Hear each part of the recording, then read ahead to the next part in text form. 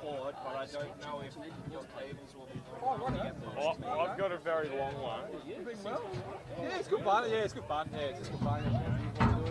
Hey boys, we're on. Oh yeah. Still out trying? No. Oh right. Did you move out the way or? No, just like a couple of that. Placement run. Yeah. Got heaps of it. Anyway, I'll talk to you later. Yeah, for sure. Yeah, good to see you too, mate. Let's go. No, you go. You start. Yeah. Might be one of those lunchtime.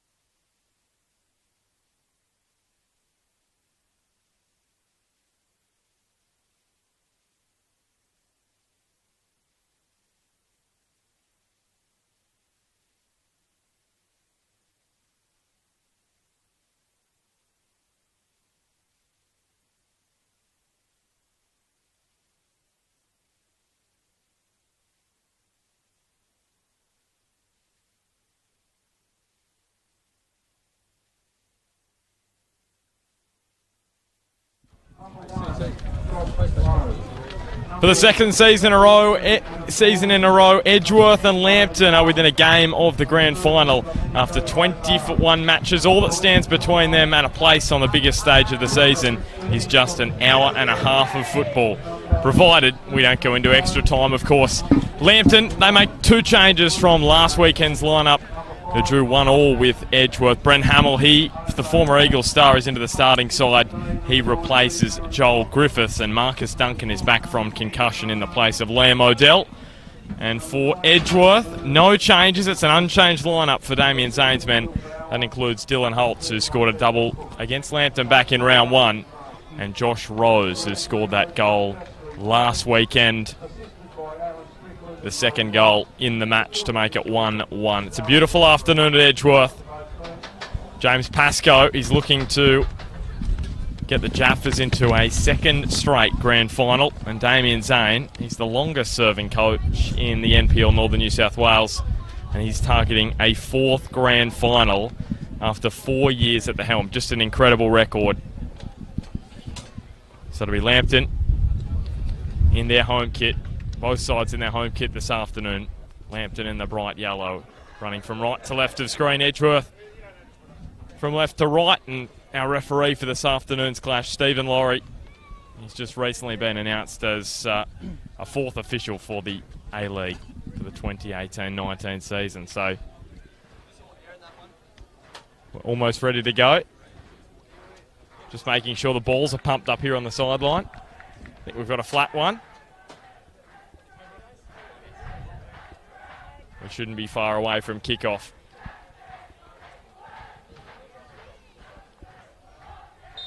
So we're underway, the second leg of the semi-final series. A bit of a stuttered start.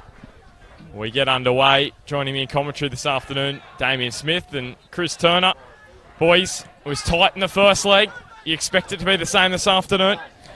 Good afternoon, all. Yes, it will be a tight one. There's no doubt about that. And one thing that I'm really excited about, Smudge and Bart, is the fact that Lambton have got to score a goal today. So they're going to come out and they're going to attack. And we'll see some really interesting matchups in a game that was very tight last week. But Smudge, you might agree, it got a little bit cagey at some points in the game, not wanting to give anything away. But as simple as Lambton need to score. Yeah, exactly. I think it was a very cagey affair last week. Edgeworth staying with the same squad as last week, which is really good. So obviously Zane's got faith in his players.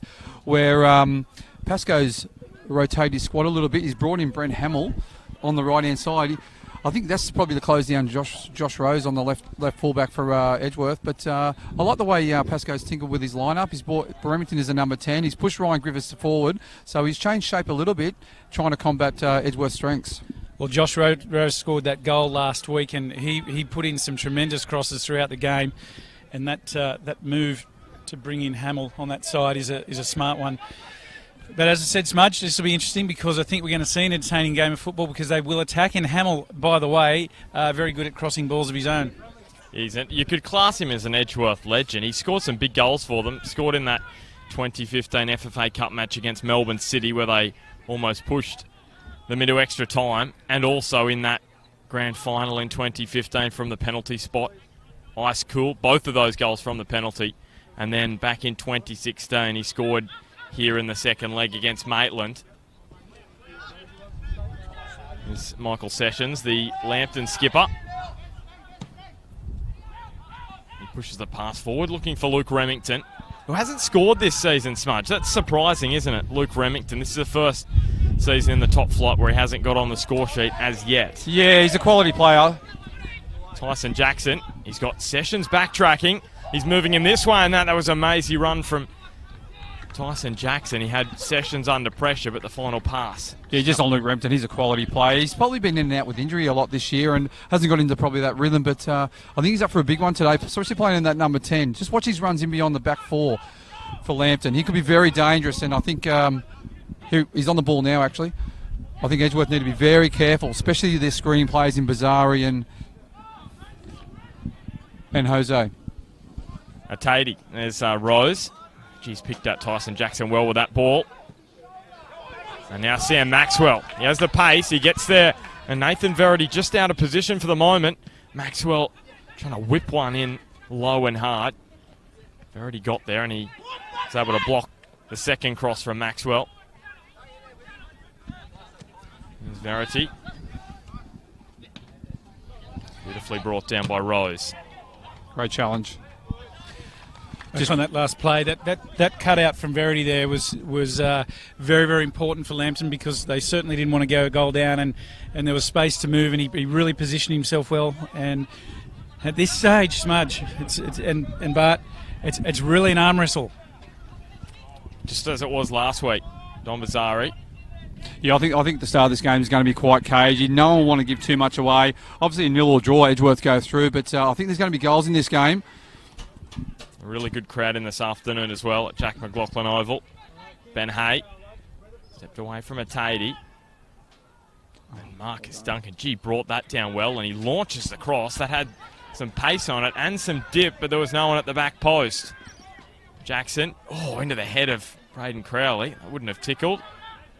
Interesting move by Pascoe, bringing Braden Crowley on the left-hand side and putting the experience and former Socceroo Ryan Griffiths as the number 9 through the centre, CT. Well, some of his touches last week were just purely top class. And if you can hit him and he's just got those glances, he's very aware where his teammates are, where his opposition is, and he can put people in holes, and maybe that's a large part of the reason for that. And just quickly, the other thing is very dangerous in the air, in and around the box. We've seen him score some brilliant headers and some crucial headers this year. So good move by Pascoe. Be interesting to see him versus Evans and Wheeler in the back line. Yeah, he's very clinical in his finishing and I expect that he's certainly the target man thereafter.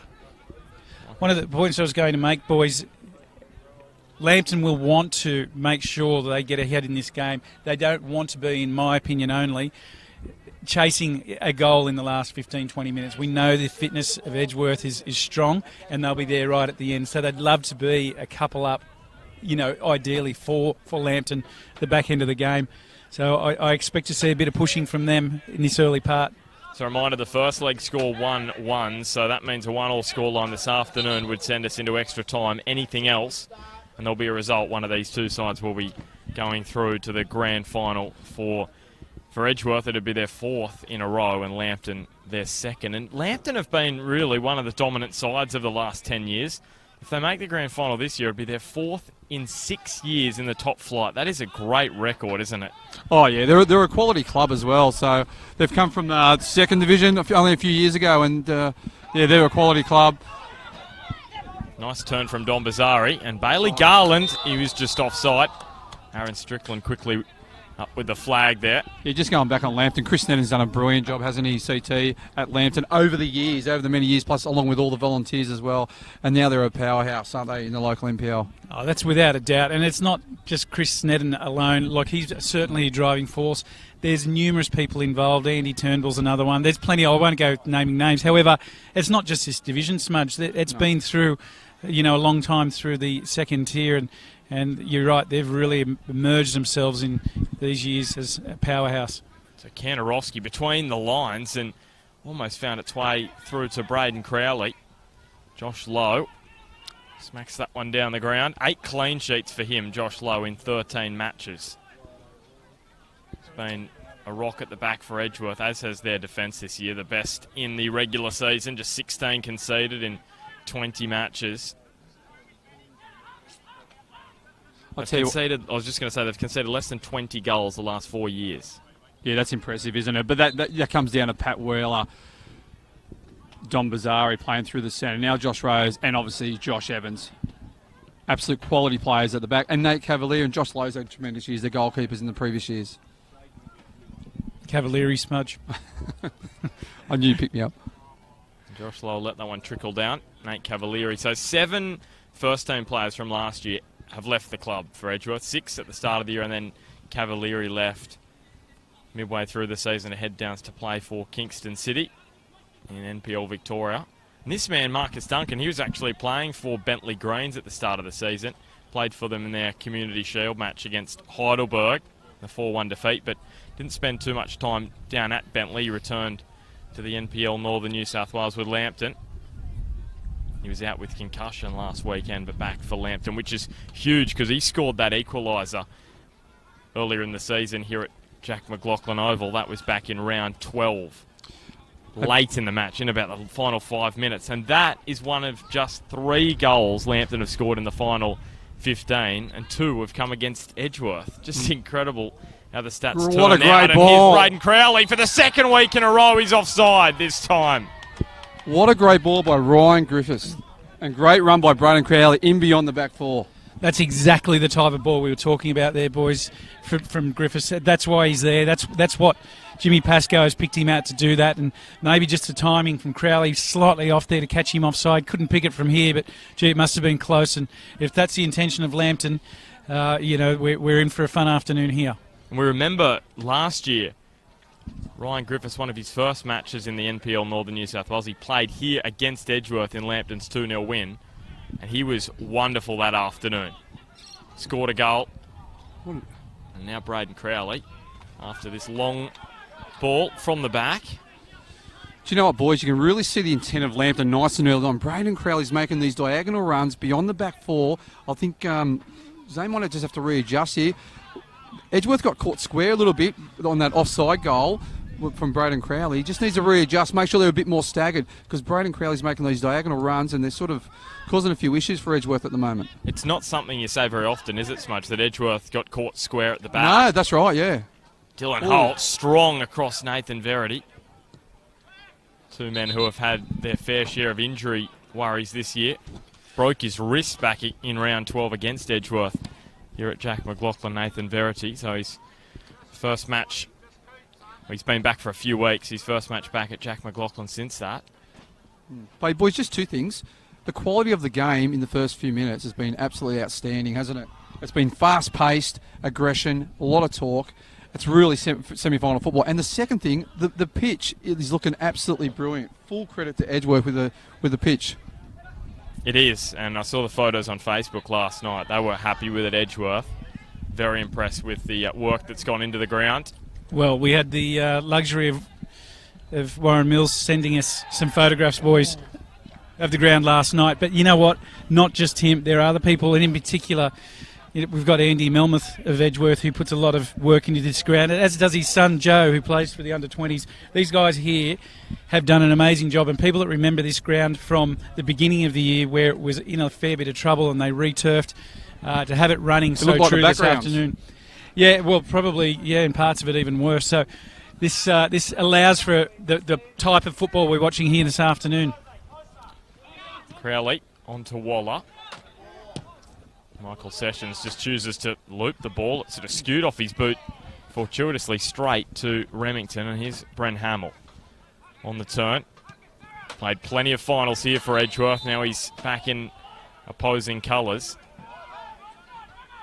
He's a big game player as well, so look for him to step up starting this afternoon. And you were saying so much, he's a little underdone. He's coming back from that knee injury. But also the World Cup. So we hadn't played in about 10 weeks. He came off the bench last week. He's barely played, but you know what? He's a true professional, and he'll last out the game. That match-up with Rose and Hamill is a very crucial one. I think it's a smart move by Pascoe, because he'll want Brent Hamill to push Rose back, because Rose was causing havoc last week down that left-hand side. So Josh Evans chipping and looking for Bailey Garland. Bailey Garland maybe just lacking a little bit of confidence. Hasn't scored in 5 matches. 3 goals for him this year. Evans looks for Adam Corley, but Duncan just got there in front of him. It's been all Lambton in the head-to-head between these two sides over the last couple of seasons in the NPL. Unbeaten in their last 6 against Edgeworth, Lambton, in the NPL. They did, of course, lose that cup match at Lake Macquarie. But the last 2 have been 1-1 draws, so there's not much between these sides. Dylan Holtz looks up and just chips it for Adam Corley, but Swancott was awake. CT, you normally talk about Brad Swancott in these big matches, just the look in his eyes pre-match. Goes to another level, doesn't he, in these big semi-finals. Yeah, he certainly does, and he's been around plenty of them, so the occasion doesn't overawe him. He just loves them. Didn't actually see the look in his eyes today. I just got a slap in the back as he walks past, and a fair one too, by the way, Smudge. But he'll be right up for this. There's no doubt about it. He loves this, doesn't he? Well, he does. He's always talking. He's noisy. You can hear him now. He's always marshalling his defence, telling everyone where they need to be, and then he can play with both feet and get out and act it like almost a sweeper where he needs to. Josh Evans looked up. He looked as though he was going to play the ball to Jackson. Instead, he went wide to Maxwell. Atadi. Don Bazzara just sitting in for Josh Evans. Smart play. That's well brought down by Atadi. Then Garland with the outside of the boot. And Corley's flick on. It was a neat little touch, but there was no one behind him. And maybe that's just where Josh Rose would have been last week, but because Brent Hamill just keeping him on his toes and keeping him more towards Edgeworth's defensive end, Smudge. Yeah, but it's early in the game. Probably Josh probably doesn't want to go too quick, especially if Sam Maxwell's going on the right-hand side, because you know what? They're ahead. They've got the away goal. So I think they just have to be a little bit careful initially and probably just weather the storm for Lambton. They know Lambton's going to come out strong, which they have, and they've just weathered the storm quite well. They've tucked in, and the game will slowly start to open up. How do you approach a match like this? You're ahead slightly by the away goal. You know if you concede, it's all over for you. What do you go into the match thinking as a coach? Are you thinking, all right, let's play a little more defensively? Or are you just going, well, let's just play neutral and... Yeah, well, I mean, you can look at it 2 sides. So let's go for Lambton firstly, quickly. Their intention is this. They want to score, and you can see it in their nature and their setup. Ben Hay looks up. Weaving run. Hamill. We had bodies coming from everywhere. And Pat Wheeler emerges with possession. Can I say Edgeworth are playing so compact. Their defensive structure's spot on at the moment, isn't it, CT? See how tight they were. It's very difficult for Hamill to get through there. Yeah, I mean, the danger for them is keeping a little bit flat, as we mentioned before, but look, Zane will be all over that. But anyway, back to that other point. The thing is, for Lambton, their intention to set up to score, that's what they're about right now. That's the mindset, and they don't want to get late in the game because these young players of Edgeworth are really they are just not going to stop. Tyson Jackson. Smudge, your thoughts on Edgeworth? How do you approach it? Yeah. How would you approach it, Smudge? Edgeworth? Yeah. Obviously, they need to be cautious. They're winning, but you go in just as a normal game. 1-1.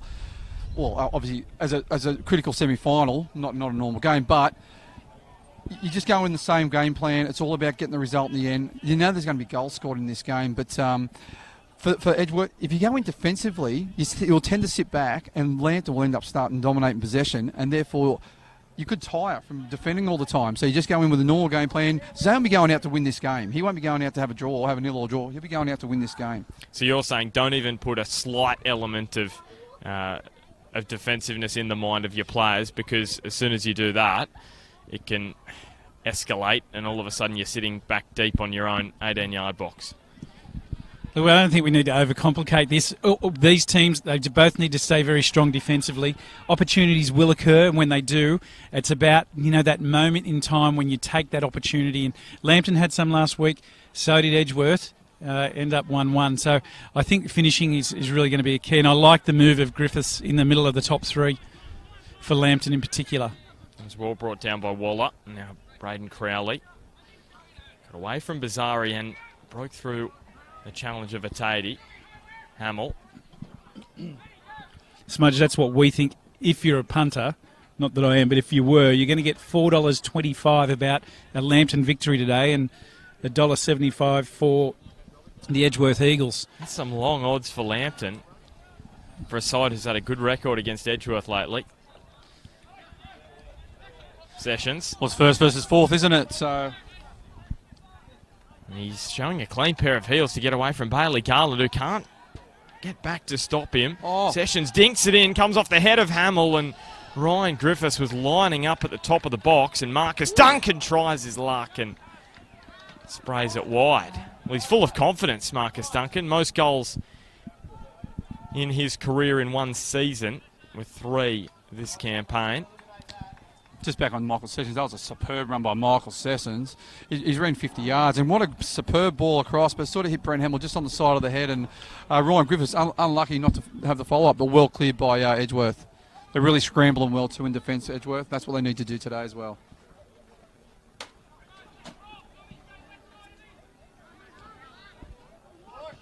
Tom Willett goes back and giving away the free kick for the nudge on Bailey Garland. So we're just over 18 minutes gone in this second leg of the semi-final. Edgeworth up against Lambton Jaffas. First versus fourth. The Eagles finishing as premiers for the 4th year in a row. Lambton in 4th place. The grand finalists from last year, and it was Lambton who won 2-0 that evening, and it went into extra time. And to be honest, I think both coaches would be reasonably pleased the way that the game started for both sides. Both have been on the attack. Both defences have been rock solid, so been a good start, very good start for both sides. Last year in the second leg, Edgeworth actually lost 2-1 to Broadmeadow Magic. Went into extra time and penalties, and Edgeworth got the job done. They can't afford that this afternoon, a defeat, and they'll be packing their bags. Crowley. Now Verity. That left boot was curling low. Bazari made it look easy.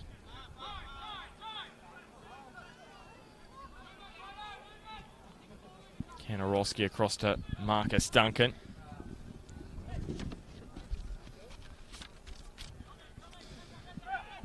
Edgeworth again very compact here, CT. Yeah, you can see that they practice their shape, and it's very, very clear and definite. There's purpose about what they're doing. And, Lambton's got great rotation in midfield. Remington, Hay, just in and out. Crowley, Hamill from the left and right, in and out. Tommy Waller. Been told by some coaching staff from opposing sides coming up against Edgeworth that this is the hardest Eagles side to break down of all of the last 4 years. The most defensively sound. Josh Evans to Bazari. So it was an attempted quick transition. Well, on that point, Bart, apart from being extremely well coached, you look at the players they've got in that back line, and it's not just them, it's the screening in front that occurs also, and that's the key. But they've got some quality players in there, Smudge. Yeah, you look at Josh Evans, Pat Wheeler, Don Bazari just sitting in front, and then you look at the experience of Josh Rose, A-League, from the A-League, on the left fullback, and Sam Maxwell in the back line, right fullback, has been superb this year. Played a fair bit of first grade last year. He's come in, now he's an out-and-out first grade, and has a superb year as well. So, but you know what? It's about their structures. They don't go outside their structures in the defensive unit, do they, CT? And they play so condensed and compact, it's very difficult to get past them. We often hear cliches, people talking about our defensive structures, but what does it mean specifically? It means they practice and they've got an understanding of how they want to get their tackling in place. Slow the play down, make a tackle, can't make the tackle, you've got someone in behind you to make sure that they're picking that one up. And that's what they work on, and then the actual shape that they hold to make that happen. And I think that's what sets Edgeworth up very, very well defensively, because they'll be able to do those things specifically. As we mentioned, a side built around defence. You've got Pat Wheeler, Dylan Holtz, Dom Bazari, Josh Evans and Aaron McLaughlin, who have all been there since the start of Damien Zane's tenure. Tyson Jackson, thought there may have been a handball there against Verity as he went to ground. Not seen by Stephen Laurie or his assistant Aaron Strickland on this near side. As we said, built around defence, and 5 of those players, Aaron McLaughlin on the bench for this particular match, but you've got Josh Evans, Bazari and Wheeler, all defensive players. So why wouldn't you build it around defence when you're experienced men playing those positions? Ben Hay now. It's Dylan Holt, so there was a definite handball from Ben Hay. Play allowed to go on. Probably the advantage. Josh Rose curling it in. Sessions did well to flick it out the back of his leg.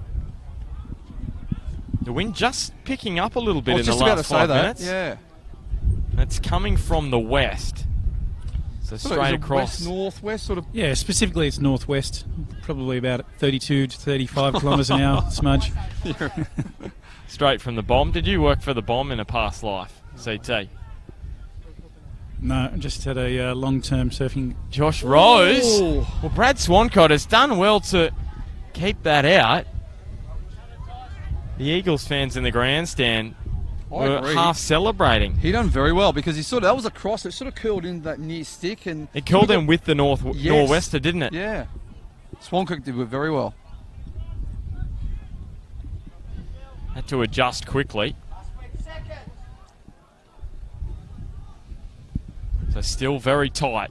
We're over the halfway mark of this first half, and as it stands, it'll be Edgeworth going through to the grand final. But there's a lot of water to pass under the bridge in this one this afternoon. But I said during the week, the longer this game, this is only my personal opinion, the longer this game goes 0-0, I think the more advantage goes to Lambton, for my feeling. I think the more pressure we come on Edgeworth to try and just finish the game off 0-0. However, knowing Zane, he'll want to win the game no matter what. He'll want goals, and that's the way they've been playing. But as the game drags on 0-0, I've got a feeling Lambton, they've got some big name players on the bench who can really do a number. Yeah, James Pascoe unhappy the free kick's gone against his side. I agree with you, Smudge, and James Pascoe said during the week that it doesn't matter when Lambton score, as long as they get the job done and get the win, they're going through to the grand final. He doesn't care if it's a goal in the first minute or a goal in the 93rd. Ooh. Luke Remington got clipped by Josh Evans. I was just going to say, we love the comments that people make on Bar TV. It's fantastic. And we were talking about Marcus Duncan. There's a hello from Louise in London, Louise Duncan. So I'm not sure if it's his mother or a relative. But hello, Louise, back to you. And we love, this is why Bar TV is so much fun, because wherever you are, you can watch it, stream in live. And not sure what time of the day it is over there at the moment, but you've obviously made an effort. What's the weather like over there, mate? You'd know. I do, I'll tell you in a minute. Waller whipped that one in low. Braden Crowley tries his luck from outside the 18. Kept it low, but not on target. My prediction is it's probably about similar 4:30 in the morning, 5 o'clock in the morning. 6 a.m. in London at the moment. 6 a.m. I thought it was around there. Sitting on a lovely sunny day and 13 degrees. Of beautiful conditions. What's that? That's their first day of autumn. Yeah, first day of autumn. So you're probably enjoying your breakfast, Louise, watching this. So enjoy, and I'm sure Marcus will have a fantastic game. Ooh. Ben Hay now into Remington. Couldn't get the boot up quite high enough. You can see that bandage around his right arm. Smudge knows all about that. He saw it firsthand. What happened? Yeah, he had a fractured scaphoid just in a warm-up before they played Hamilton Olympic probably about 5-6 weeks ago. So they put in a splint. He had surgery, had a pin put in, and so he's got it strapped up to play. So was it your attempt at a joke, Bart? You saw it firsthand? It wasn't, no. I would have actually been laughing if it was an attempt at a joke, CT. Yeah. That's normally commonplace here, isn't it? You normally can't get the joke out because you're laughing so much. Well, that's how it happens. And there he is, Marcus Duncan. A really good inclusion for Lambton this week after missing a clash with concussion last Saturday. A really good, I reckon, an excellent conclusion. Yeah, and his intention with that strike that he had on goal, which I didn't mind how far out he was, it was going to dip, so it didn't miss by that much, and it shows that he's not lacking any confidence. So Kandarovski. They only conceded 1 goal last week, Smudge, Lambton, so their defence was solid. Liam O'Dell on the bench. Basically the replacement for Liam O'Dell, Marcus Duncan. He was good last week as well. Yeah, well, also you look at Edgeworth, their defence was great last week as well, and it's been great all year. So if they have a clean sheet today, they get through. So, and obviously that'll be one of their goals. So Cawley's going to lead this one for Tyson Jackson. He's going to try and place it towards Don Bazari, and there was Josh Evans at the back post. Bowled over in the box was Adam Cawley. There were appeals for a penalty. And the barbecue behind us is a bit of disagreement with that decision from the Edgy barbecue. Yeah, we haven't got any replays in front of us, but it looked like it just bounced away from him, didn't they? Yeah, we've got to apologise to Sasho. Poor Sash, we've set up in front of him, and we're going to hear everything he's got to say in this one. Here's Ben and he's joined our commentary team. Now it's with Braden Crowley. Takes on Don Bazari, shoulder to shoulder. I thought Crowley has won the battle. Crowley gets back up quickly and then ran straight into Hosea Tatey. I'll tell you what, the way Edgeworth closed down is superb, isn't it? Look at it. It's with pace. It puts Lambton under pressure. It's just a relentless press. And with numbers, aren't they? Yeah. Across the park, it's a relentless press. They just don't stop doing that. Well, Braden Crowley tried to earn the free kick the first time, and to be honest, he didn't deserve it because he went down very easily. On the second occasion, he does win the whistle. Thought that was a good decision. The first one, Crowley went down very, very easily.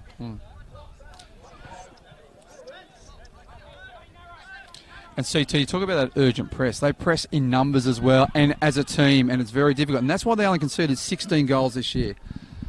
They're so well drilled. Crowley. Just over the head of Ryan Griffiths. Yeah, totally agree with that. And my long-term coach, Trevor Smythe, used to call it hunting in packs. And I was talking to Damien Zane about this a few weeks ago, and no matter what you call it, I know what we used to do, but Damien Zane has advanced this, and as you say, Smudge, they're across the park, they're all together, they're in a unit, and you can see the way that they attack. And it's all about the timing of the attack, isn't it? They wait, and a lot of times they wait for the opposition to take a backward touch. As soon as they take that backward touch, they go. Or the touch is taken, and then they're all numbered up behind them. Yeah. Ooh. Bazari deciding to take them on. Garland, that was a good ball in towards Dylan Holtz. Michael Sessions just at the last minute falls for a Tatey, the youngster. Had a good side on goal there, but Sessions once more. He had a great side on goal. He should have. I think the Edgeworth bench was a little bit frustrated. He didn't have a snap at goals because he had time inside the 18-yard box to have a good snap. The ball bounced up to him really well. Yeah, totally agree. It's one that he could have got a shot away there.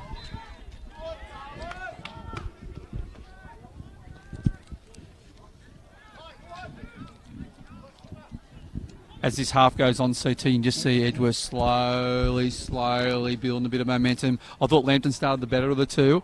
Started really well at a fast pace, but Edgeworth, as they typically do, withstood the pressure early on, and they're slowly starting to grind their way in, aren't they? You sound like you're describing a python suffocating its prey. Here's Bazari almost.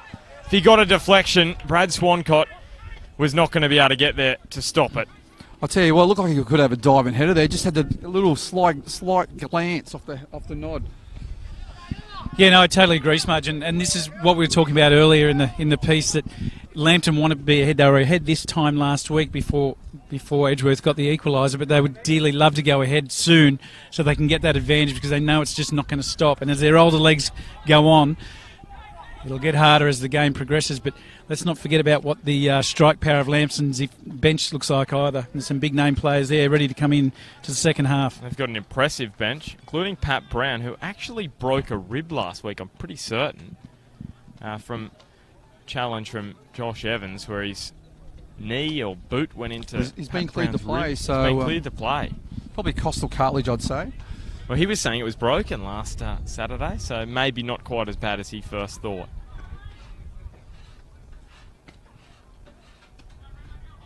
Braden Crowley. Duncan was there at the near post. Almost fell for Bren Hamill. Very dangerous, that from Lambton. And now Edgeworth break with some speed as well. Brad Swancott and Luke Remington not on the same page there. It will be a corner for the Eagles. It could have been worse for Lambton there if they really got in a tangle. Great transition by the Eagles, wasn't it? It was nice and quick.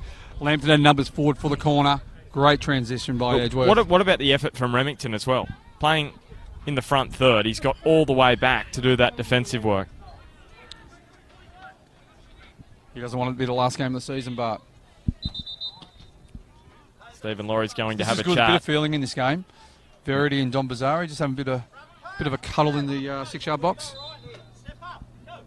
So Adam Corley with that left boot, the Nor'wester will assist this corner. But he just doesn't give it the height. Strong work from Sam Maxwell in front of us.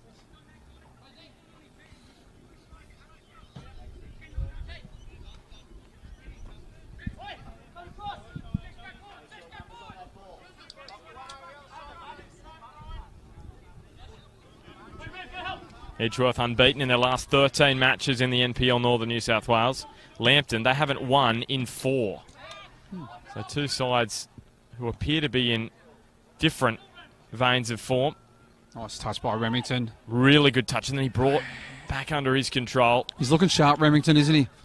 He former Joey. He actually scored in an under-17 World Cup back in 2011 for the Joeys against Denmark. Scored the equaliser, which sent them through to the knockout rounds, as Verity can't keep that one inside the line. And that's impressive because Australian sides, since we have moved to Asia, have really struggled to actually qualify for World Cup. So that was one of the last appearances that Australia have had at a Youth World Cup. And he was part of the side. Tatey got in front of Ben Hay in one possession, and then his pass is poor away from Verity. I should say Garland, and Verity just shields it over the line. Yeah, he had Corley on the left-hand side in one-on-one with Duncan, so it would have been interesting if the ball went out there.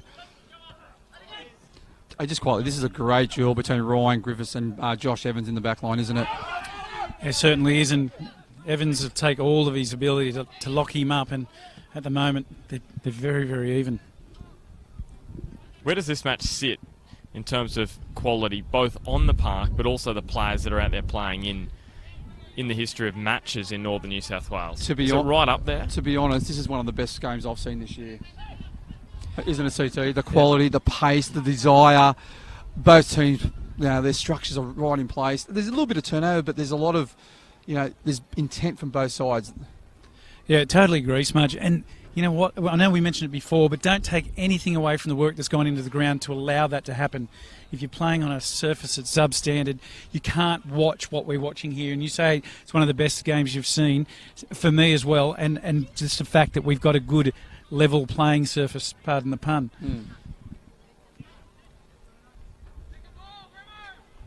Well, Josh Lowe, what's he not happy about here? Is the ball...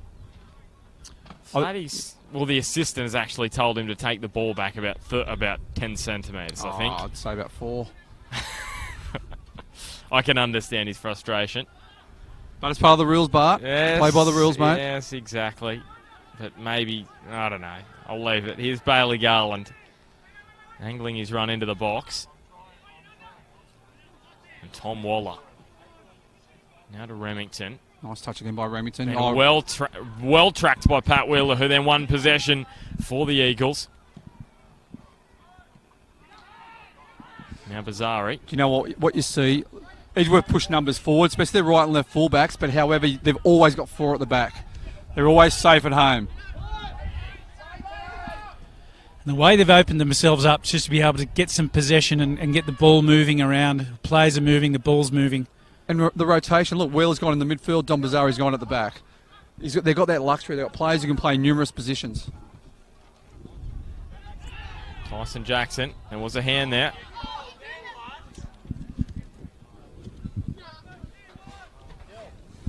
A win for Edgeworth this afternoon would send them, as we mentioned, to a 4th straight grand final, the first time in their history. For Lambton, their 4th ever. But they've only been in this top flight for 6 years. So there's Evans. He just ducked under it. Crowley. Now Tom Waller. Bren Hamill is onside. He's looking pretty sharp too, isn't he, Crowley? He's looking very sharp as he darted away from Atadi. Dylan Holtz scored a couple in round 1 against Lambton. None since, though. That was the match which Ben Hay scored a winner in the final minute after Edgeworth fought back from 3-1 down. Just on Tommy Waller for Lambton, he's had a great season as well. I've been very impressed with Tommy Waller, playing that sort of deep role in the midfield. And again, Edgeworth hunting in numbers, don't they, CT? Well, that one was straight beneath us here, and you could just see the pressure that Verity was put under. So, look, Smudge, these guys, Edgeworth, are not going to go away. They'll be there, but at the back end of the game, that's what they do so well. Tom Waller, former Jets youth man from that system. They made the move to Lambton a couple of years back.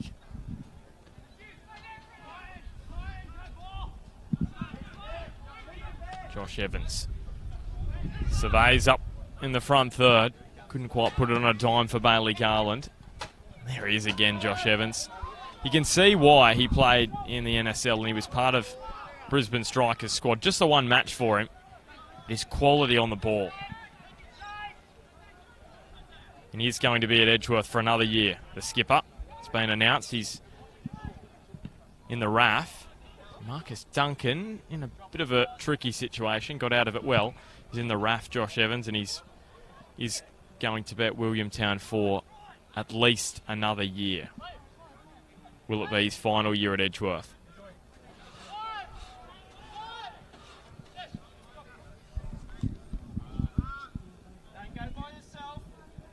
And again, look at Edgeworth. They're so compact in defence. Between their front line and their back four, there's about 20 yards. He's offside. Making it difficult for Lambton to play through the middle of the park.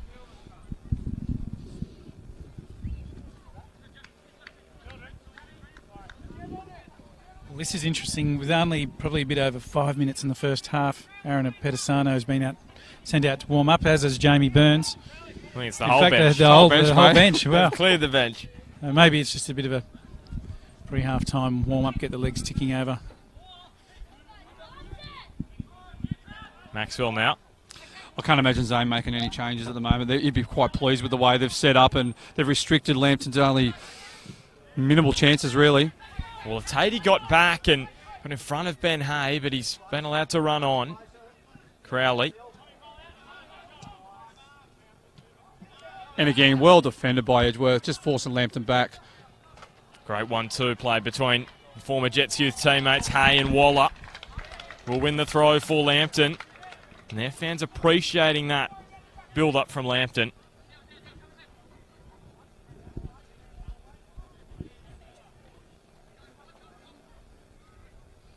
Still such a tight contest, this one.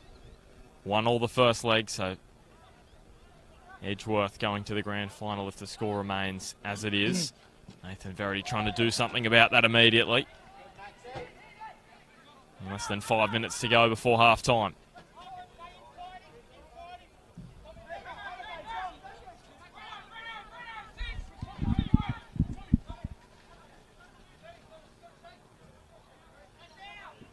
He's been a menace, Crowley, hasn't he? Oh, look, he's just the tightest of tight, and he got himself out there.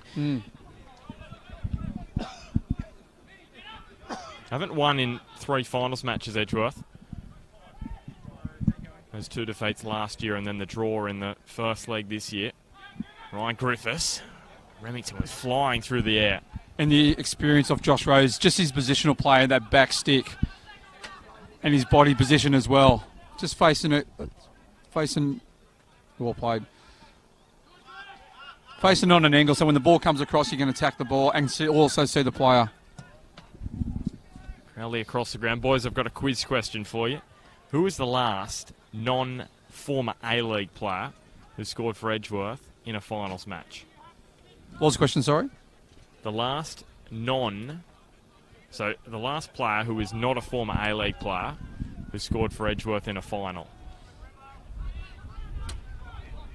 It's Kantorowski. I'll leave you some thinking time. Now Duncan.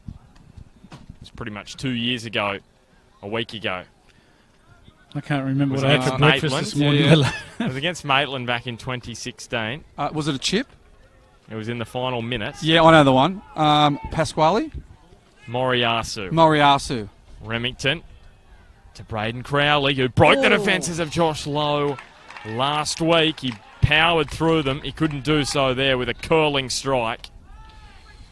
He's looking sharp, isn't he, Braden Crowley? 9 goals, is their leading goal scorer in 2018. Crowley sort of reminded me a bit of a Cale Bradbury for Broadmeadow Magic on their left-hand side, cutting in. Garland plays in Jackson, who nutmegs Nathan Verity, and Jackson, a very dangerous ball, falls for Holtz. And he couldn't get the strike from under his boot, just caught. And it falls for Swancott. Yeah, Holt's touch just let him down, didn't it? A little bit heavy, and Session was able to cover. Yeah, absolutely. And I'm wondering if he's in his mind now, he's thinking maybe I should have just hit it first time, guided him with the side of his foot. And Edgeworth probably with the best half chances of this first half. We haven't had a clear-cut opportunity. Yeah, it's been very defensive, very cagey, like we said it would be. But both defences are rock solid at the moment, and the desire to close down has been superb. But just going back on Crowley, he's reminded me a bit like a Cale Bradbury for Broadmeadow Magic, playing on the left-hand side, playing a little bit narrow and cutting in, trying to link up with the strikers, trying to play a 1-2. He's been looking pretty sharp. In terms of attacking players for both sides, I would say Braden Crowley definitely has been the most threatening for Lambton. And for Edgeworth, Tyson Jackson has been really good on this right-hand edge, playing in some dangerous crosses. Michael Sessions.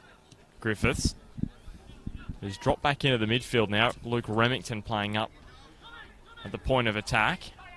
Sessions allowed to run, who scored his last goal in the semi-finals last year. The equaliser for Lambton, which put them ahead against Hamilton on aggregate. Ben Hay tries his luck and sprays it. Even Ben Hay a little bit frustrated. Then the condensed and compact defence of Edgeworth, making it difficult for Lambton sometimes to play through. Hay just getting a little bit frustrated and just had a ping on goal. So James Pascoe, how would he be feeling at the moment, going to half-time at 0-0? Fairly pleased? I think so. Look, I think he would too. My thoughts, as a coach, you have some objectives about what you want to achieve in the game, and I think he would have those as well, and he'd be ticking all of those off, with the exception of a goal. So, but all in all, I think that they defensively, as you've said, Smudge, they've defended very well to date. Well, Michael Sessions has just totally pulled Bailey Garland off the ball. Is Stephen Laurie going to play advantage? You sense he is, because all of Lambton's players just stopped. And probably should have been a free kick, but I'm happy with the advantage. Evans. Now to Rose.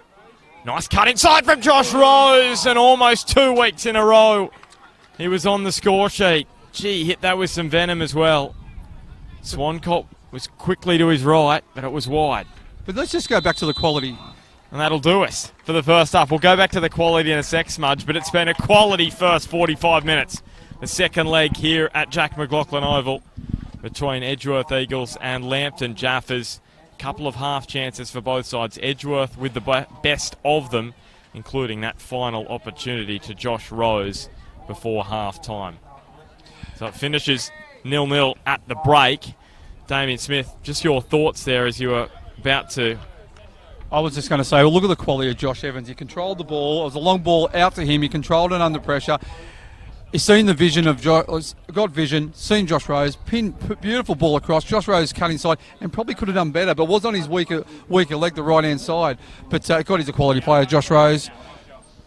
Yeah, just a bit of a discussion between some of the Lambton bench and the referees. Not quite sure what they're having a chat about. But just going back on the first half, CT, both coaches would be fairly pleased. Defensively, both sides have been rock solid, haven't they? And it's, neither side of, they've only just been having half chances. There's been no clear-cut chances. No, I mean, look, there's been opportunities, no doubt about that, but I agree. The defence is what's made it for both of these sides for this half. The key for me is what's coming off the bench for Lambton in the second half, when they're going to be used, how they're going to be used, and then also, additionally, the legs of Lambton Jaffas, how long and how well, how is Jimmy Pascoe going to manage that one out? If he does that job, which he's particularly good at, then, we're going to set up for a bumper in the second half. Yeah, exactly. You know what? Zane will be very happy. Neil, if they keep a clean sheet, they go through. He'll be stoked. Obviously, they've had a few pretty good chances towards the end and maybe could have pinched the goal. But I think the longer the game goes on, we talk about fitness, and obviously Edgeworth's going to ride it out, but I think the longer the game goes on, I think the advantage is slightly to Lambton, because I think they're going to get one or two chances in the second half. They've got some quality off the bench as well, who can score goals. And Ryan Griffith's been very busy today, and he's another one who can be on the end of anything around that box. Very interesting you say that, Smudge, because I would say that Zane would be feeling very happy about it, and not only that, his intention will be to score in the second half as well. So interesting. All right, well, we will take a break. I was just going to say to you boys, we're going to just keep going till the players come out of the sheds again. We won't. We'll have a quick break. We'll be back in 10 minutes with the second half. It's Edgeworth 0, Lambton 0 here at Jack McLaughlin Oval.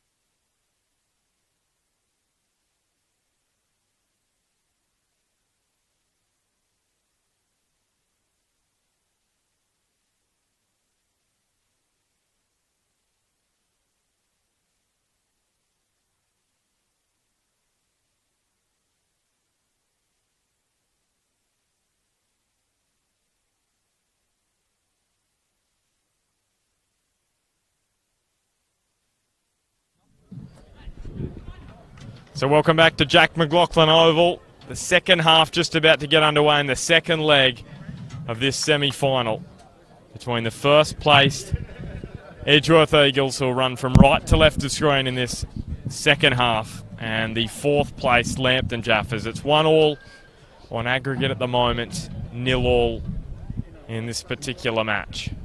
So it's Edgeworth going through at the moment with the away goal. Will that change? We will find out over the next 45 minutes. 1-1 in this one will send us to extra time. CT, how do you see it panning out? Well, I'm really looking forward to this second half, but we've got Smudge coming back in to join us. It's going to be a cracker. Lambton have to score. We've said this at the beginning of the game. They've got players on the bench. They've got a great group, and they're certainly going to make every effort. It's 45 minutes all finished for the season. Well, it's been simmering away for the last 135 minutes, this fixture between these two sides. And this is the final frontier, the last 45 minutes, where Lambton will have to go out and try and score. Adam Crowley with the first strike in anger in this second half.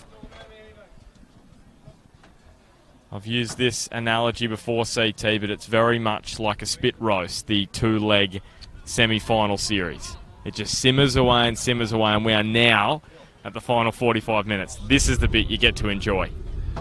I wasn't sure where you were going with that, Bart, but anyway, yeah, it makes sense, and enjoy it we should, because this ground's in great condition and two teams at the top of their game. Braden Crowley is on his bike across to the touchline, and we'll get another dose of it tomorrow. Magic with the upper hand, but Michael Bulch just shoveling the pressure on Broadmeadow, saying that all the pressure is on them, being up 3-1. Magic against Maitland tomorrow at Magic Park, 2:30 p.m. with myself and Peter Haynes. Make sure you watch that. Don't worry about the New FM Grand Final. There'll be two dodgy blokes on that one. West Wallsend and Bellswans. No, it'll be a great game as well. West Wallsend, first Grand Final in many years, up against Bellswans, who went down last year against Cooks Hill. And Bellswans haven't won a Grand Final for over 32 years. So but just going back on Magic, yeah, the pressure's probably on Magic, but wouldn't you like to be in their position? 3 away goals. They're up 3-1 going into the second leg. They're going to be very hard to beat. Yes, it'll be a good game tomorrow, and you two will be at West Wallsend and Bellswans here at Edgeworth. You just love the ground so much. So looking forward to a big day on Bar TV tomorrow, but we've still got some action to enjoy in the second half here. Adam Crowley, Edgeworth's leading scorer this year, with just the 6 goals. It's been very much an even spread. Bailey Garland, he scored 3 times in the NPL this year. Rose, the goal scorer last week, and it was a similar run that earned him the goal. It falls back for a Tatey, appeals for handball, and Lambton will get out of jail free. Just quietly, boys, we're in the 3rd minute in the second half, and I tell you what, Edgeworth have started the stronger, haven't they? They're putting a lot of pressure on Lambton. Lambton's back forwards just dropped a little bit deeper. They played nice high line in the first half. They're just dropping a little bit deeper, more space for Edgeworth in the midfield, and it's going to be very intriguing this next 40 minutes. Now, Vasco Grajewski has just messaged us on the Facebook stream of this match. Hello, team, watching from across the world, the capital of Macedonia, Skopje. Is that how you say it? Is that right? Skopje? I'm sorry if I've said that wrong. That's where Vasco is. His son Joey plays for Hamilton Azuri. Had a great season in Zone League number 1. And Josh Evans with again, the interception. up. And then what about the turn to get away from Tom Waller? That was even more impressive. Garland. And what a well-drilled unit Edgeworth are. As soon as Josh Evans goes forward, Don Bazari slits back, straight back in the back 4. Adam Crowley. Now Dylan Holtz. The Edgeworth bench was up. He doesn't mind scoring against Lambton, does he?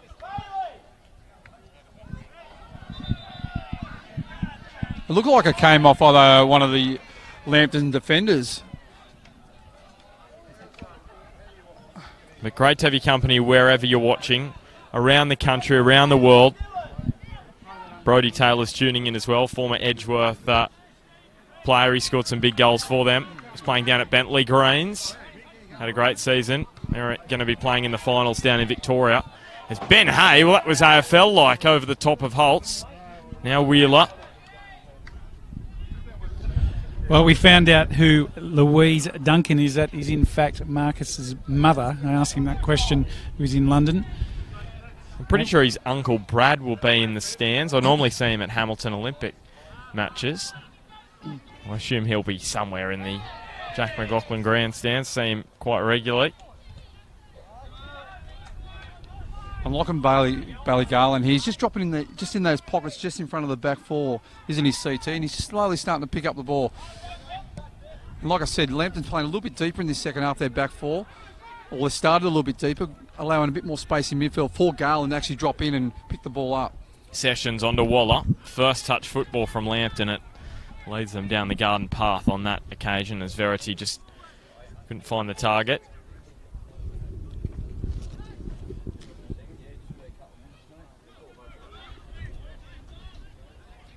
Bazari got dispossessed by Remington, and this could prove dangerous here. Brent Hamill up the ground. Remington. Good touch into Wheeler. He will track this. He won't. Beats him over the line. So at what point do Lambton start to really step it up in their quest for a goal, Smudge? Is it a constant build? Constant build, I think. You don't want to be pushing too early because, there's a chance of actually leaking a goal. But, just a constant build. There's plenty of time left. Just need to go about their business as usual like they did in the first half. And, chances will arise. Tatey thumps his boot through it. Tyson Jackson herring after it. However, in saying that, Edgeworth did restrict them to only minimal half chances in the first half. Great defensive effort. However, they have the wind slightly over their right shoulder, haven't they, this second half? It seems which is an advantage for Lambton. I was going to say so much. This fixture just seems to get tighter and tighter every match. 4-3 in round 1, 1-1 in round 12, then 1-1 in the last match between them in the first leg of the semi-finals. And now 0-0 this week, and it is so tight. There is nothing between them. Marcus Duncan swings it in. Remington, could he get a touch on it? Maybe not enough. Swung his right boot at it. Tremendous ball by Duncan, wasn't it? Absolutely. I was just going to say, if you're his teammates, that's the ball you want delivered in. And unfortunately for Lambton, there was no one in attendance, but that is the perfect cross in that environment, away from the keeper and then in amongst the bodies. Unfortunate, as I just said, just no one there. They have to make that count, but don't they, CT? Well, that's where your timing of your runs has got to be important, and the anticipation of the cross and where it's going to go. It was just absolutely spot on. Tyson Jackson. They left it late in finals matches last year, Lambton. That's how they got through to the grand final. Scored late against Hamilton in the first leg and in the second leg. 3 goals in 2 of those matches in the final 15 minutes. And then against the Eagles in the second half of extra time in the grand final. We talk about how crucial that period of time is. You sense once again this afternoon, that's where it's going to be won and lost. And Lambton's record is poor this year, but that doesn't matter. They're statistics. Edgeworth's record is good, but it won't affect them. Here's Braden Crowley down towards the line. As much as I love my statistics, boys, as you two know, doesn't really affect what happens out there at all. I know mentally it can come into it, but when you're out there, they're probably right out the back of your mind. Just that duel between Maxwell and Braden Crowley. It's been a great duel, hasn't it, CT, on that right-hand side or left-hand side for Lambton. Who's won so far? Oh, it's pretty tight, isn't it? Crowley's but looked dangerous. However, Maxwell's kept him quiet as well. So it's been a great duel. Both been rock solid. There's duels everywhere across the park here. Well, there's one, Evans and Hamill. Now Bazari straight to Michael Sessions. Read that one well, as did Pat Wheeler on that occasion, to get in front of Ryan Griffiths, who has been kept so quiet this afternoon. Yeah, Michael Sessions. A little bit awkward in the end, but Swancott was there to save the day for Lambton. I agree, but he's got Wheeler and Josh Evans on him, and they're arguably the 2 best defenders in the competition. But I wouldn't discount Ryan Griffiths. He could pop up anywhere. Remington Great turn. beats 2 and 3. And now Braden Crowley. So Sam Maxwell, this is where he earns his pace. biggies. And what about the pace from Crowley? Rolled it across. And Smudge, you're about to praise Josh Evans big time for that. No, I wasn't. I was about to praise Braden Crowley for such pace, just burnt. The pace was brilliant, but Evans, off balance, got his boot out to flick it over for a corner. Get it out of play. His positional play is absolutely superb, isn't it, CT? He's always in the right position. That run from Crowley there, what did it for me was the change of pace to glide past and then the ask to look up. He sent it the right way. And you're right, Bart. Evans, crucial. So Crowley up into the breeze. Was there a handball there? Hamill's shot is deflected in. He's a big game player, Brent Hamill. He's scored some huge goals for Edgeworth, and he gets one against them now. And could it be a goal that sends Lambton to a second straight grand final?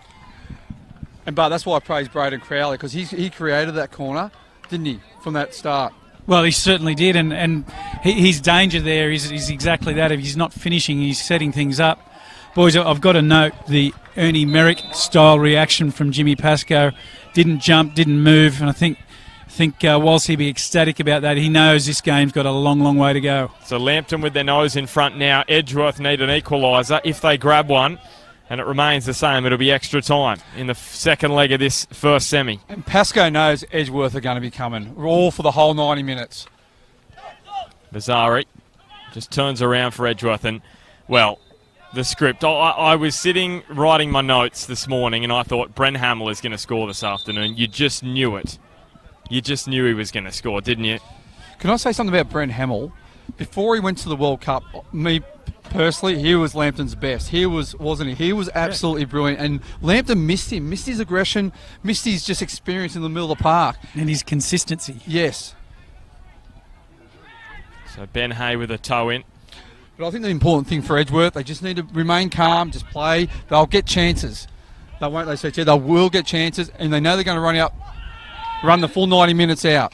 I honestly, if I was Damien Zane, I would not change a thing. They're going well, they're playing well, defensively they're set, and as you say, Smudge, they're going to create some chances, and it'll be just a matter of taking them. You know who I'd bring on? Will Bauer.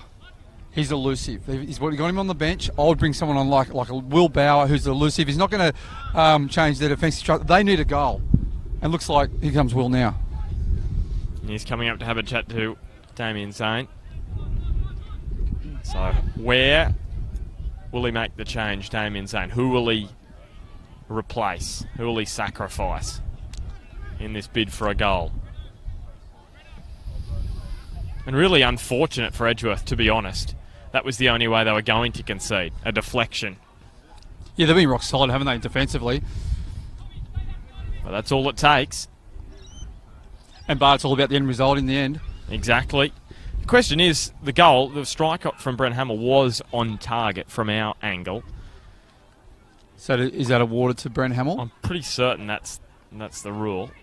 If it's on target, it did take a very heavy deflection. We'll find out off Stephen Laurie at the end of the match. Can I just say, in the last few minutes since Lambton have scored, Edgeworth have had quite a few turnovers, which is unlike them. They're just a bit flustered at the moment. It's very important they just go back to their structures, just go back to the way they've been playing. Well, they've only lost here at Jack McLaughlin Oval this season, Edgeworth. They've only lost a couple of matches. I should say that they've only lost the one match, and that was back in round 9 against Adamstown. Got a great record at home. It is a fortress. But they're going to have to do it from behind this afternoon with just over half an hour to play now. Just plenty of time. But if Lambton score another one, it could be curtains for Edgeworth. And Brent Hamill, well, he was unsure what to do there. He was trying to chip Josh Lowe, but in the end, he didn't have the power on the strike. Oh, I'm not sure that he was unsure, to be honest. I think he knew what he was going to do. He just scuffed it and it didn't go. He just put his hand balance. straight in his face, because he did exactly that. And Josh Lowe was way off his line. It was actually probably a nice, easy shot, but he just lost balance. It was a bit gusty with the wind, but... I felt he was trying to decide between power and placement, and in the end he got neither. He was sort of he was thinking, I can't hit it too hard, but I've got to chip it. I think he was surprised I think he was surprised how far Josh Lowe was off his line. And again, they're pushing numbers forward here. Lambton, yeah, they are. And Braden Crowley, Josh Evans, almost ahead of Josh Evans. The defensive rock at the back. Well, that has to be a free kick. Is it worth a card, that, from Ryan Griffiths? He basically manhandled Sam Maxwell there. Should that have been a card, Smudge? Yeah, probably, but... Very diplomatic. Yeah. CT, what are you going to say? They were sort of both running to each other. They were sort of giving each other a card. It was a foul, obviously, but... There was a little bit before, a bit of niggle, so Griffiths... So it's Adam Corley, who's been brought from the ground. It's been a little quiet this afternoon, and it's Will Bauer who's on in his place. Great move by Zane. I think Will Bauer, this game's set up for him, isn't it, CT? It almost fell for him there, Marcus Duncan. So all of a sudden the tables have turned, and Lambton can be a little more defensive and try and strike on the counter, which really suits them. And you can see James Pascoe has moved Braden Crowley up to the point of attack, and he is going to be so dangerous if Edgeworth aren't careful. As is that man Luke Remington, who just prods the ball to Crowley. Well, a likely reason for that is because if they are going to sit a little bit deeper and then they get on the counter-attack, balls can get played through in behind, and he's got the pace a little bit extra than Griffiths, so that would be Smudge a through ball or something over the top for him to chase down in his foot race with Evans. Exactly, and you can see Edgeworth slowly pushing numbers forward, so there's going to be more space beyond the back four. And you can just see on screen there Jamie Burns walking down the sideline, warming up. Brendan Hamill gives away the foul. So Jamie Burns, the Eagles striker, 6 goals for them this year. He did score against the Jaffas in round 1. That was the opening goal of the season, and he'll be looking to get some game time this afternoon. You expect him to come on. Boys, I'm just seeing Josh Rose not moving overly freely. Seems like he's half a limp, Smudge. Well, it doesn't look good for Josh Rose. But Evans places it between the Jaffas lines. And now Verity and Jackson. Here is a little bit of tension between the two sides. We did see plenty of tension in a match between Lambton and Edgeworth back in 2014 and a year later in 2015. Both matches here at Jack McLaughlin was high emotion and energy. We haven't seen it for a couple of years, but maybe it's just simmering away here between Verity and Jackson. Yeah, to be honest, Verity didn't have to foul then because the ball had popped up to Lambton, so I think Pascoe would be a little bit frustrated. I know he's an aggressive player, Verity, and he's always wants to win, doesn't he, CT? But yeah, I think that was a silly foul because this is a dangerous position for Lambton. Yeah, from the set piece, so Josh Evans getting forward. Hasn't scored this year, Josh. But Brent Hamill hadn't scored before this match either, and he's got on the board.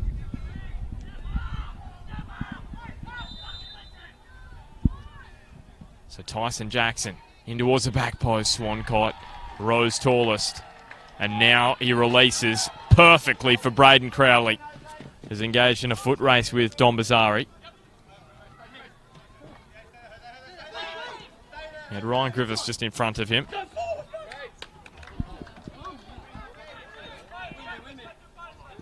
lot of passion in this game, isn't it, boys? We're right on the sideline here and everyone's screaming at everybody. Yeah, they are, and probably a little bit too close at times. Apologies for Brent Hamill's language there. Got a bit of high pitch there as well, didn't he? Thought he was referring to bushfire season with the fire truck. I'll tell you what, Brent Hamill's barely played in 10 weeks, and I'll tell you, he's pushed out a really good, solid, 60-odd minutes so far. Be interested to see how long Pascoe keeps him out there. Me, personally, I'd keep him till he's gone. Till he's virtually unconscious. Jeepers, where's your player safety, Smudge? Player welfare. Oh, just his experience and his passion and his desire, and he's playing against his old club as well. See, gee, Will Bauer, shoulder to shoulder with Duncan, who was a little off balance, went crashing into the fence.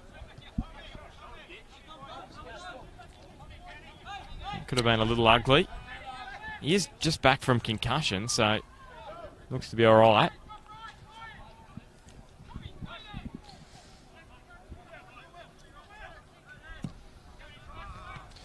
That ball from Wheeler straight to Griffiths. Tom Waller.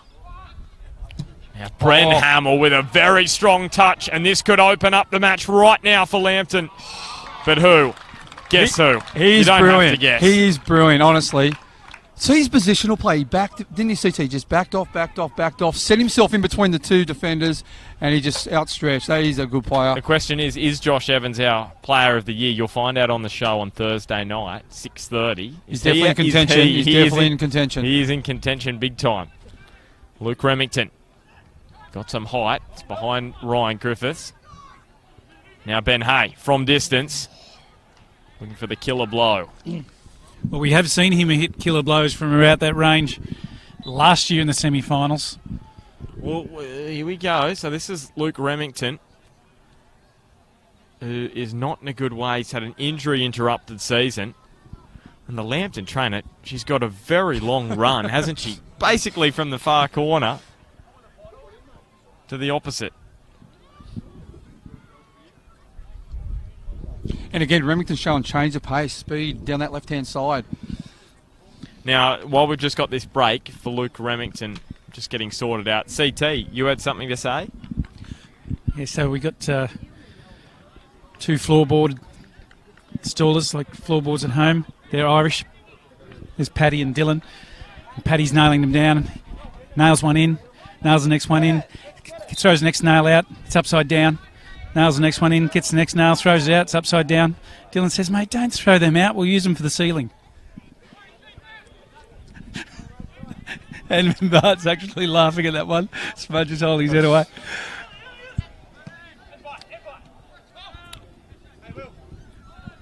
I know one bloke sitting at home watching this. He loves your jokes, mate. I won't mention his name, but he loves your jokes. Hello, Robert Vigili. I just hope we attract more people to the coverage with the jokes than we lose people. I hope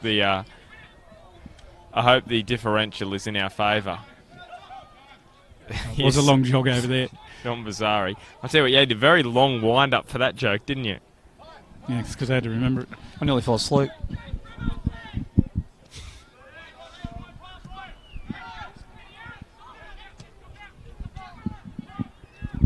Good movement by Edgeworth.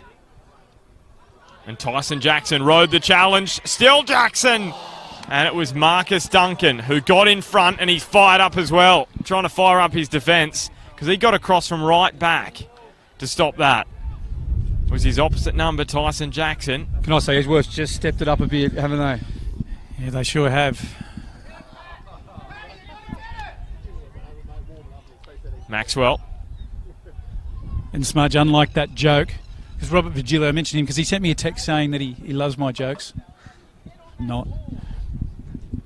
That was about a year ago.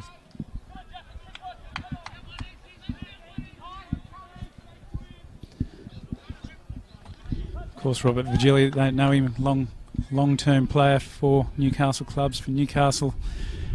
Great long history of coaching here as well at Edgeworth and other clubs, Smudge, Broadmeadow Magic more recently. Coach Broadmeadow to 3 straight grand finals a few years back. Well, Smudge, you were part of that as well, weren't you? Yeah, mate, he won trophies at Hamilton Olympic and at Edgeworth, so he's been everywhere. Him and his mate Bobby Newmoff have won everything in the league, and they coached probably the most successful side, which was Edgeworth Eagles back in the, I forget what year it was, but they got 66 points, only had one draw, undefeated, and yeah, so something like 88 goals, so...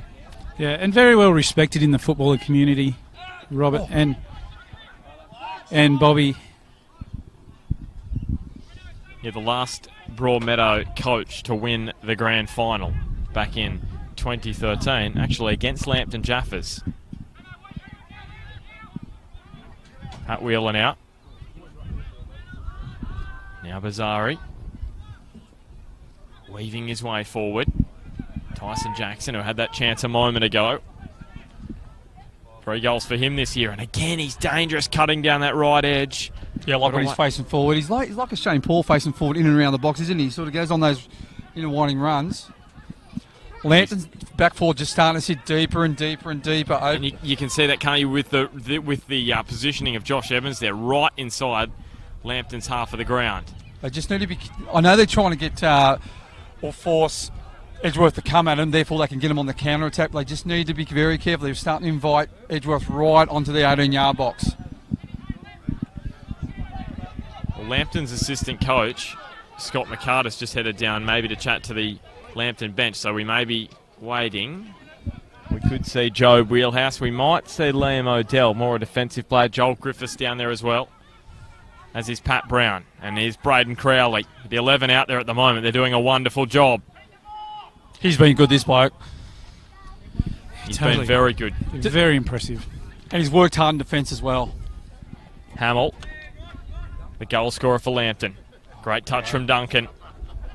They only need a goal, Lambton, in your sense. It could be a bridge too far for Edgeworth. 2 away goals, and it forces Edgeworth then to score 3.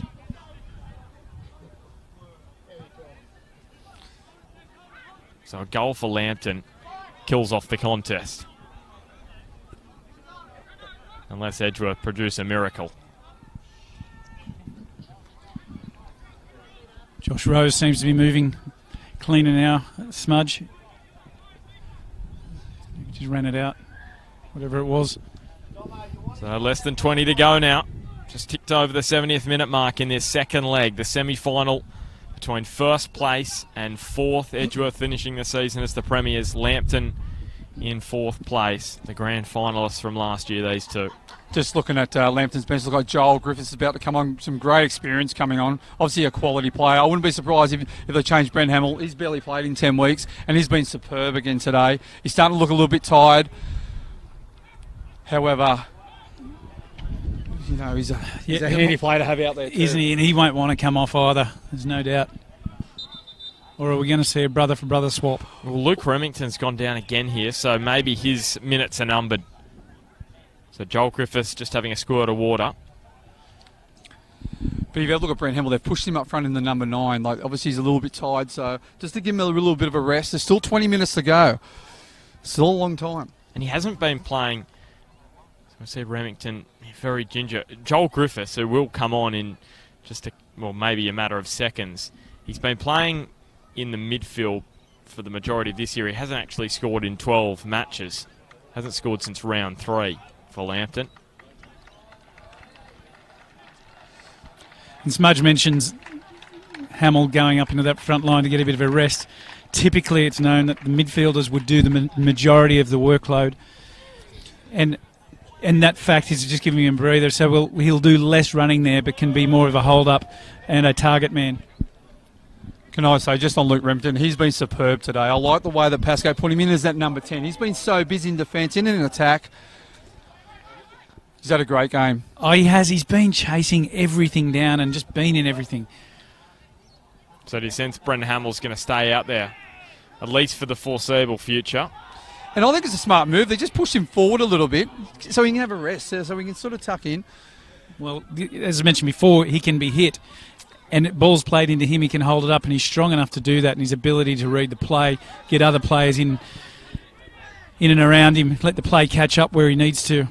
So I agree, Smudge. It's a good move. And a Tatey's pass, not going to the feet of Sam Maxwell. And just on Edgeworth, that was sort of a forced pass there by a Tatey. I think they just still need to be patient. There's still 20 or so minutes to go, so there's time to score. You know what? If Edgeworth take this into extra time, they're going to be very strong in extra time because of mainly due to fitness, I think. And the final 15 as well. We're just 2.5 minutes away from the final 15, where Edgeworth have been so strong this year and Lambton have been very, very weak. That's a good way of putting it, Bart. Yeah, well, I'm just going to be blunt. They have. How many goals have they conceded? They've in the last conceded 15? 7 and scored 3. Okay. Lambton in the final 15 minutes. But it's not every one of those weeks you're playing for the grand final spot. So Bailey Garland, the flick and run. Ben Hay. Very strong in possession. And if Edgeworth do... Oh, great touch. If Edgeworth's season is ended this afternoon, they still have the NPL finals to play in, so they'll probably keep training for a few weeks. That's a couple of weeks away. As Will Power, he got there in front of Swancott, who just reached out and pulled it back in. And all of a sudden, there's been very eerie quiet. silence. Yeah, very quiet. You feel the Oval. It's tense, isn't it? Just around the ground. Good crowd in today. Been a great game of football. Duncan. Brent Hamill was going to allow it to run onto Joel Griffiths, who's playing up top. And he was for that moment. His brother Ryan now interchanging with him. A Tatey. Went over the top of Jackson, and with that wind, it's not as strong now, but Still a gentle breeze across the other side of the ground. Yeah, he's just had 2 turnovers, Tatey, which is unlike him. Crowley now to Verity. Well, probably just as well for Lambton that they did, because Lambton had some numbers forward. They were skinny at back, and Edgeworth were running at them in numbers, and they're looking dangerous.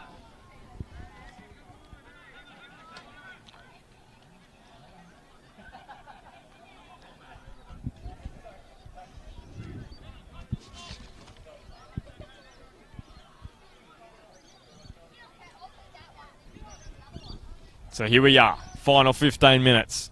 15 to go.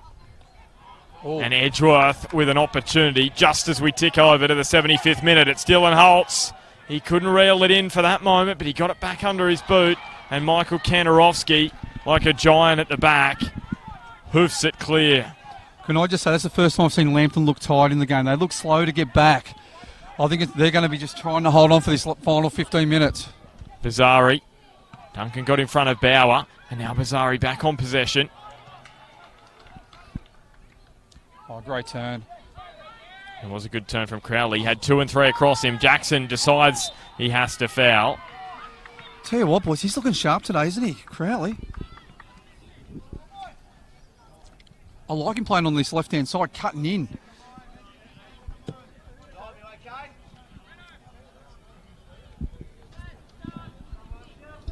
But yeah, just going back just a minute or so ago when Edgeworth were on the attack, that's the first time I've seen Lambton look a little bit tired.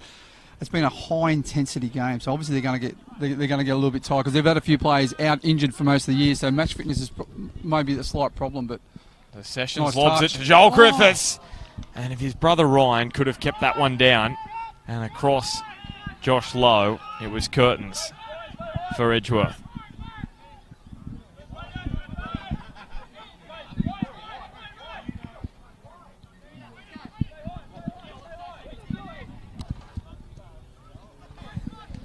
Tell you what, CT, a lot of people have been impressed with your jokes, and Craig Kerry's now just tuned in, so he can join the fun. What's he doing? Watching. You should be here. Here's Bailey Garland, just outside the box. And again, Bailey Garland just dropping off the back 4 of Lambton into those pockets. He does it really well. He's able to turn and face goal. Bazzari with a nod in there. Now Josh Evans. Tyson Jackson. Could he be the man to unlock Lambton down that right edge? It's been so dangerous. Atadi.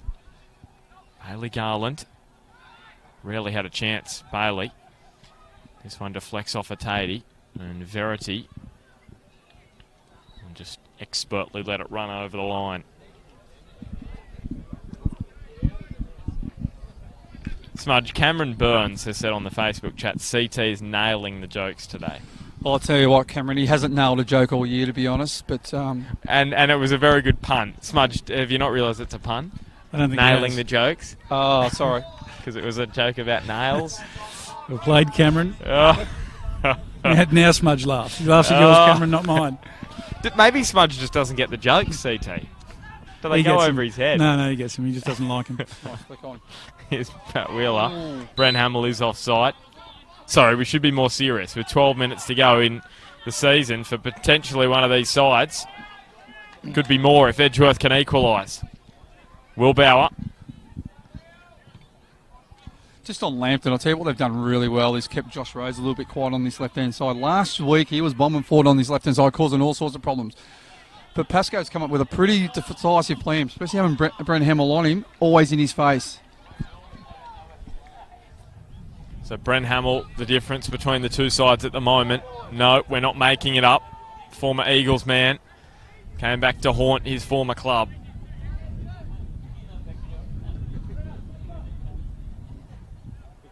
Will Bauer. I think I was going to say Ben Kantorowski. Michael Kantorowski in the back line has been an unsung hero for Lambton. He's cleaned up everything at the back as well. Well, he was good in the grand final last year, wasn't he, as well, for Lambton? So Josh Evans has some space for him to take on the strike. Is that a little bit of desperation from Evans? Was that the right option? I don't think so. They'll play him forward. They had some numbers around the box, but you know what? Sometimes in desperate times you have a strike on goal. But Well, we saw that one similar with Ben Hay last year in the semi-final where he pulled out something absolutely stunning in that strike, and maybe Rose had similar thoughts in his mind. So Pat Brown is being summoned. And Josh he may have got a poke in the eye from Ryan Griffiths. Hope he's all right. Can be awkward. I think it was an accidental elbow sort of in the throat. I think they both went to go up and... It's never fun. Ryan's arms were slightly raised and he sort of jumped straight into it. Yeah, he's holding his throat. But looks like Pat Brown's going to come on for Lambton, which I think is going to be a great addition for Lambton. He's going to be lively, isn't he? Smudge, you look at some of the players on their bench and unbelievable. It's luxury to hit someone like him on. He'll bring an extra dimension of speed and power to their attack. And we just know how much he loves finals football. 3 goals in his last 5 matches in the finals. Pat Brown scored that grand final cherry on top goal against Edgeworth last year. Well, we do know he's coughed up a little bit of blood after the game last week and he put his hand up to play. He's desperate to get out there. Tyson Jackson appeals for a handball against Joel Griffiths and everyone went up. So I'm surprised Steve Laurie didn't blow the whistle, but he was right there at Tatey. He just dinked it, but there was no one waiting at the back post. Josh Rose has got on his bike, curls it back into the middle. And it will be a corner for Edgeworth. The home fans urging them on here with less than 10 minutes to go. They're starting to threaten, aren't they, CT? Edgeworth, they're slowly starting to come in. We speak about momentum in games, and at the moment, it's with Edgeworth. Lambton really need to weather this patch, clear it from danger. It's going to be a backs-to-the-wall job here for Edgeworth. Well, who was that? Diving through the air, it was Ryan Griffiths at the back post, and he's pulled up very lame as Bazari tries to close down Sessions. Ryan Griffiths back on the ball. Nathan Verity thumps it up the ground. That probably shows you Lambton's mindset at the moment. Yeah, look at them. They're just really compact, just tucked in. There's 15 yards, 20 yards between their strikers and their back four. They're just going to try and close this game out, which is a little bit dangerous. There's still 10 minutes to go. Yeah, I'm with you there. I don't know if I'd want to be sitting deep and just letting them come at us. The one benefit Lambton do have is they know if they concede, they're not knocked out. It will go into extra time. So that allows them a little insurance. To be honest, they don't want to go to extra time. If Dylan Holtz after that, Sessions has to hurriedly clear it over the sideline. If Edgeworth do score and equalise, goes extra time, they've got the momentum. They've got the fitness as well. Lambton want to close this out. Boys, you just want to correct that, not come at us, meaning that if you're in that side, you want to be playing out, you want to get further down the park and open the game back into the other team's territory, and that's a trap, Smudge. You sit in deep and you're being attacked. It's a long time to weather it if you're going to sit in your back third and just, as people say, park a bus. And the other thing is, this is a good move, bringing Pat Brown on. He's fresh and he can run as well. You just want him to chase down, don't you? And he's going to be lively getting the ball going forward too. So who will it be? Will it be Bren Hamill? It's going to be Ryan Griffiths. And Ryan Griffiths is saying, who, me? He's worked hard, hasn't he, Ryan Griffiths? He's kept a little bit quiet by Josh Evans and Pat Wheeler, but he's been very busy. He has, and we just saw a big, desperation clearance from him only a few minutes ago. He'll sleep well tonight. There's no doubt about it. Yeah, the man who's played in the A-League, of course, and he's been in China, Malaysia, Hong Kong, Romania. He's been everywhere around the world. Europe, Asia, Australia. And now back with Lambton Jaffas. Josh Evans. How Pat Brown goes with his injured ribs out here. Yeah, we know he was very tender after that match last week. It was a collision between him and Josh Evans. And I wouldn't put it past one of Edgeworth's players. Just give him a bit of a nudge nice and early just to walk. Would you tell one of your players to do it? Oh, just be solid on him, yep. You're going to be solid on him. It's not what he's asking you, Smudge. You're going to tell your players to put a shot on him. Oh, no, just have a solid challenge if it's there. Give a little elbow in the ribs. For one. Wheeler. Ooh. Got it away. had to keep it in, really, to keep the flow going for Edgeworth. Joel Griffiths. It was looping down and Lowe parries it away. So just a reminder, 5.5 minutes to go in this one. Lambton leading 1-0, so they're going through to the grand final as it stands. If Edgeworth equalise, we're going into extra time, provided there's no more goals after that. Pat Brown on the swivel. And tomorrow, 2:30, Broadmeadow Magic. 3-1 up against Maitland in the second semi-final. Myself and Peter Haynes will be there, and the New FM Grand Final, you can be there with CT and Smudge, West Walls End, playing Bell Swans here at Jack McLaughlin Oval. Braden Crowley. Now to Verity. Good movement by Lambton. They're doing well, aren't ball. they? Yeah, holding the ball really well. Waller. Oh, great ball. Verity trying to slide it between the lines to Pat Brown. Turned over to Bazari. Yeah, he just forced it. Bazari didn't need to. No, we're running forward in numbers and in a unified fashion, so he didn't need to. I agree, Smudge. Brent Hamill. Neat touch over the top Offside. for Pat Brown, who was just offside. The Jaffas striker. The man who has scored 3 goals in his last 5 finals matches. 4 in his last 7 against Edgeworth. Oh, great chest by Josh Rose. So Rose now to Will Bauer. Touch inside for Dylan Holtz. Can he weave some magic? Score those late goals against Lambton in round 1.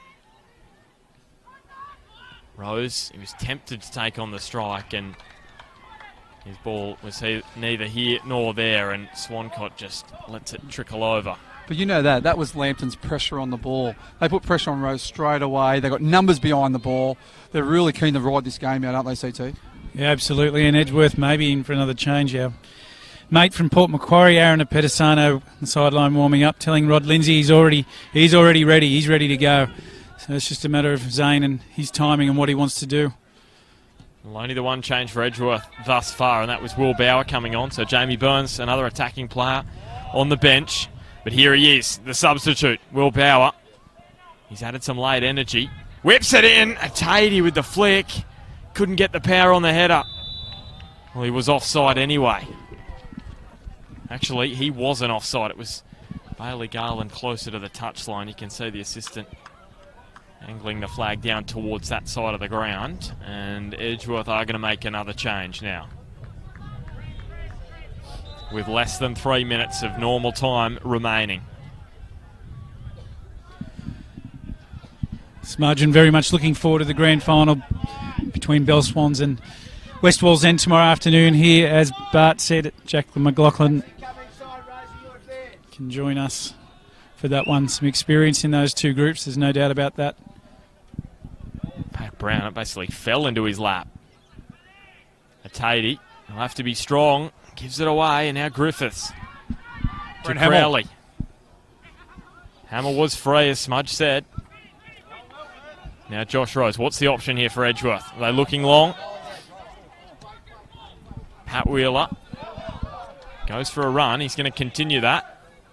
Not too much pressure coming from Lambton. They've dropped back. Evans. Now to Jackson. And Nathan Verity with a very strong challenge. The Jaffas fans appreciate that. Are they on their way to a 4th grand final in 6 years in the top flight? Almost inside the final 90 seconds of normal time.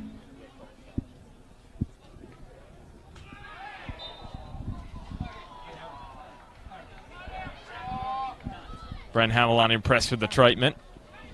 Stephen Laurie is going to go and have a chat to Josh Evans. Bit of late frustration from the Eagles.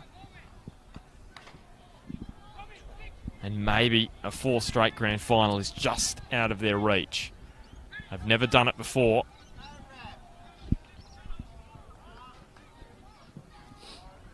Sessions. It's long and it's straight into the... That's a bit risky, I think. Now Edgeworth's on the attack. And he launched at Josh Lowe. And Bailey Garland, it is 3-on-3 at the back. Lambton are going to get back hurriedly. Garland And again, Smudge Kantarovski. And his positional play was superb, wasn't it? On both attacks. So Bazzari, he had Tom Waller keeping an eye on him. Rose, nutmegged, and Bazzari, it's in for Edgeworth. The equaliser they crave, and it's Josh Lowe. It's Josh Rose, I should say, for the second week in a row. The former A-League veteran is the hero for Edgeworth. Just incredible. And it's 1-1 in the final minute of regulation time. Two things we said Edgeworth will be coming. We knew they're going to fight out the 90 minutes. But I want to go back to Sessions' free kick. He's pumped it forward, it went straight to the goalkeeper, and I said straight away, that's going to put Edgeworth on the attack. And they were on the attack, and you could see something brewing from that. Yeah, absolutely. And Michael Kantarovski stemmed it twice, Smudge, not just once, to get rid of some trouble there.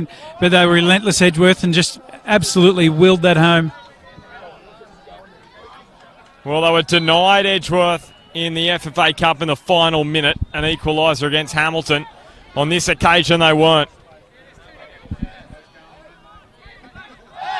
And Brent Hammer with a bump, and all of a sudden the energy is around Jack McLaughlin Oval. So how many minutes of stoppage time? Stephen Laurie just having a look at his watch. We're thinking 3 minutes. So, extra time, is it on the way? You sense we're heading that way. And Lambton again, their Achilles heel has been the final 15 minutes. They were so close, they could touch another grand final.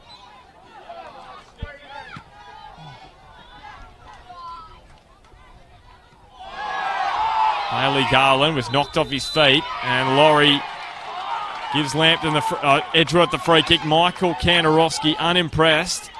The Lambton centre back. Maybe a final chance to win it here for Edgeworth. And you know what, Edgeworth, if they go 1-1, it goes extra time, they're going to feel a lot of confidence because the momentum shifts straight to them, hasn't it? And they've got the legs.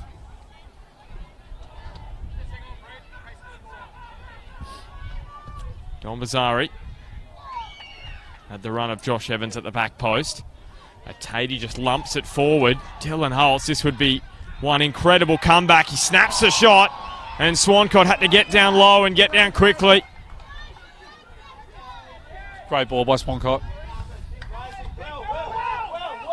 Just seconds remaining in normal time. We found out once again that there is nothing between Lambton and Edgeworth. Crowley. The ball blocked by Bazzari.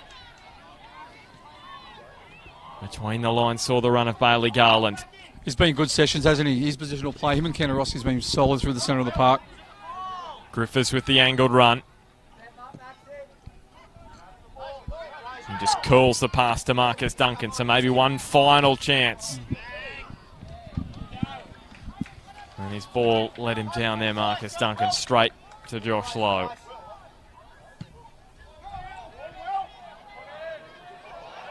And all of a sudden, Sessions in trouble. Bailey Garland almost nicked in and won it for Edgeworth. That was the chance, wasn't it? I've seen that happen before to Michael Sessions. It happened against Broadmeadow last year. A long ball over the top got him out of position, and almost again there. Oh. Ben Hay will win the free kick for Lambton. Not long now. 10 minutes ago, Hamill was stretching himself out, and he's certainly really on the back end of it now, Smudge, after 10 weeks away. First game back. Yeah, he's had cramps probably for the last, 5 or 10 minutes, hasn't he?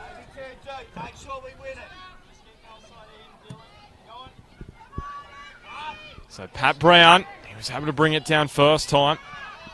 Edgeworth defence swarmed him after that. Boys, what a tremendous game of football, hasn't it? It's been entertaining. Yeah, it sure has. And we're going to get 30 more minutes, you'd expect, unless Lambton can conjure up a late winner.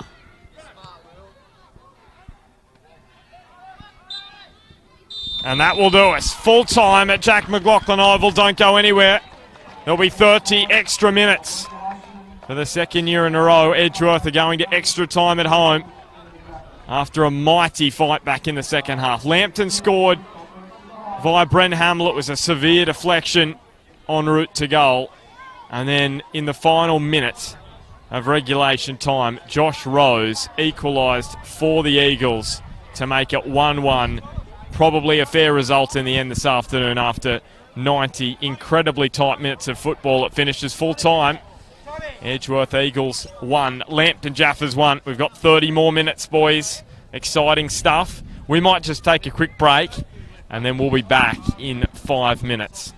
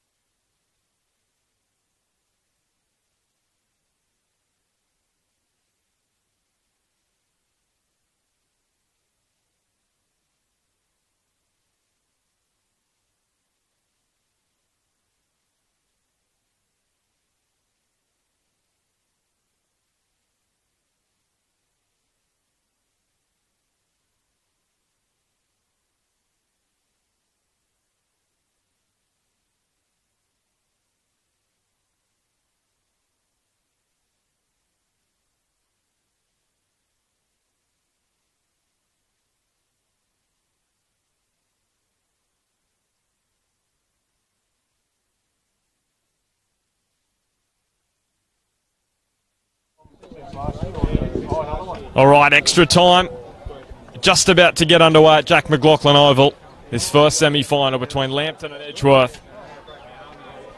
And it will be Edgeworth who will run towards the southern end of Jack McLaughlin Oval in this first 15 minutes, the first period of extra time. Josh Rose with a late equaliser for Edgeworth after Bren Hamill scored from a deflection in the opening part of the first half, and Bailey Garland, probably with one of his first strikes on goal. Edgeworth with all the running in the opening portion of this first period. They really came home strong against Lambton. Sitting back deep at the end of that second half. So we'll see what they can conjure up now, Lambton, after being just minutes away from a second straight grand final appearance. Now all of a sudden it's up in the air again. And away goals in extra time do not count. So must push that point, because Broadmeadow scored an additional away goal in extra time last year and was not an away goal, and it went to a penalty shootout, a 2-1 scoreline in that second leg last year. Sorry about that, Bart. The line-up to the men's toilet is massive. It was about 30 metres, but I finally got back. I just noticed the substitution. Joe Wheelhouse has come on. He has. For Brent Hamill, is it?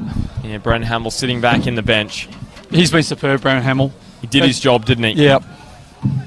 And not a bad man to have on the bench, Joe Wheelhouse, in these kind of situations. He's another one probably a little bit underdone as well, just due to injury, and he's had that ankle issue virtually all year, and that stems from last year. Yeah, it's been a rotten year for Joe Wheelhouse. He's been in and out with that ankle complaint. A good turn here from Bailey Garland. Now CT is trying to join us here. You can probably hear the rattling and banging.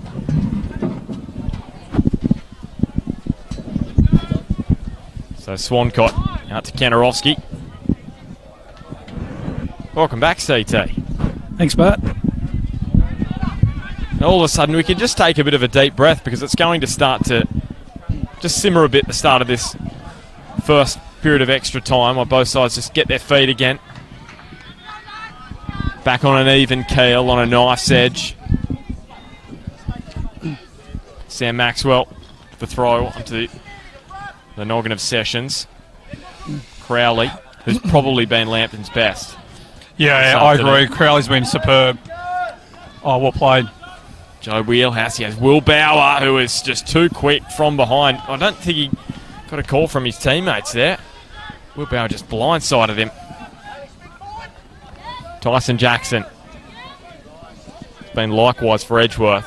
Very good, and Nathan Verity with the Verity's challenge. been good, hasn't he, as well, for Lambton, down this left-hand side. Well, let's be honest, there hasn't been a poor player out there. Not at all. Maxwell towards Holtz and Sessions.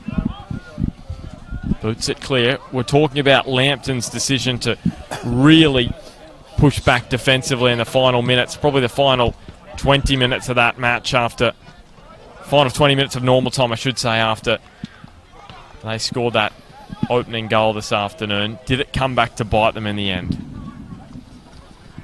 It's a bit of a goal now. No, not really. I think, not really. Obviously they're going to tie. There's been a fast-paced game, but you always knew that Edgeworth were going to come at you for the whole 90 minutes.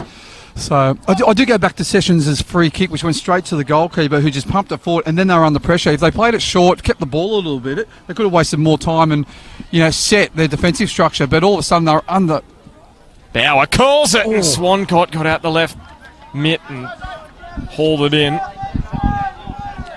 Crowley. He deserves a goal. He hasn't got one this afternoon, but he's very fit. He just looks sharp, doesn't he? Now Ben Hay skips over the diving challenge of Bauer. Duncan. Low and straight into the grasps of the Eagles keeper. Yeah, boys, I must apologise. I do wear prescription sunglasses, and now that the lights on has gone a little bit dark, so I can barely see at the moment. I'm with you, Smudge, because I didn't even bring mine. Oh, great, so this could be interesting. I think it's just normal service, to be honest. Here's it, Tatey.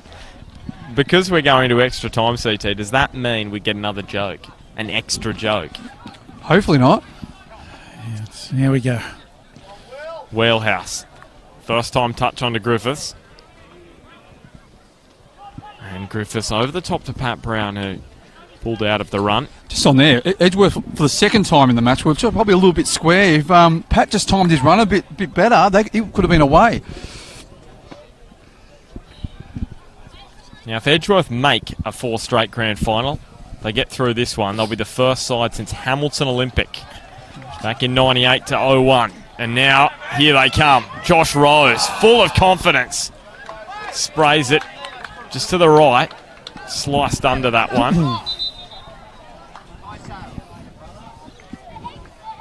And Aaron Apedasano is going to make his bow this afternoon. Will be Tyson Jackson to make way. Crowd applauding his performance. He's been great this afternoon. Superb game by Tyson Jackson. Hey, CT. Him and Verity have been having a great duel. Yeah, he certainly has had a big game, and his bench is reflecting the same by the shakes and hugs going on the sideline.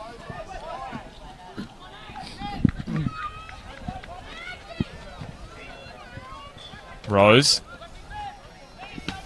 And a Pat Wheeler. Turned away from Griffiths, who got enough of his shirt. A little bit of tension between Griffiths. He is fiery, Joel Griffiths, and he gave Pat Wheeler a decent shove there.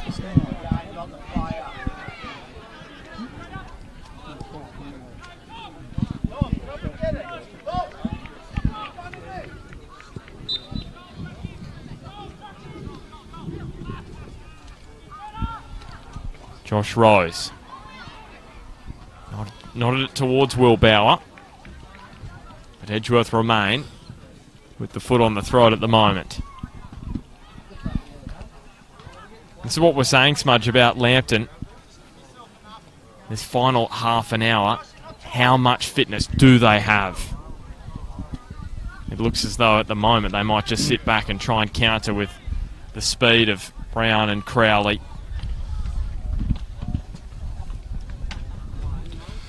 I think it's very important for Lambton to stay compact in defence. Probably not push numbers forward because that's where Edgeworth can really hit you, and they've got the legs to run out the game. Janarowski to Duncan. Returns the favour. Good to see all the Edgeworth, I don't know what grade that is, on the far side. The youngsters coming to support. Yeah. First grade side.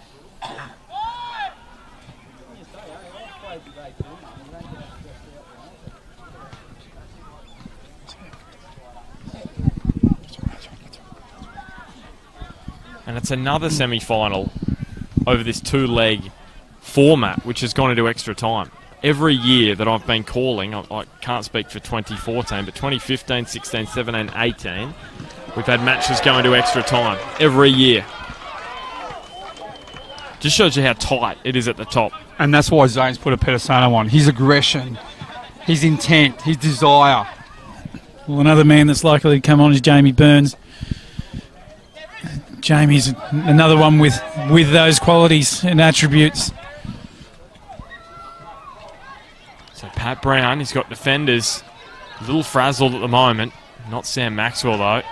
And he just bulleted the pass to Dylan Holtz, who looked up and saw some open pastures. Steps inside. Ben Hayes been good, hasn't he, as well? He's got back in defence.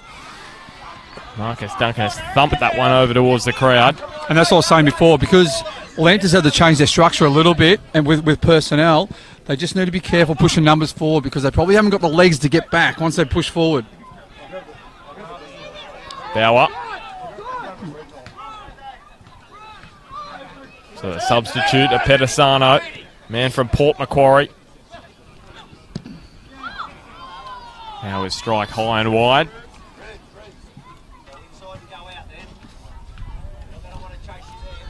It's quite funny how all the Edgeworth bench, all Edgeworth call a Pedisano Rubes.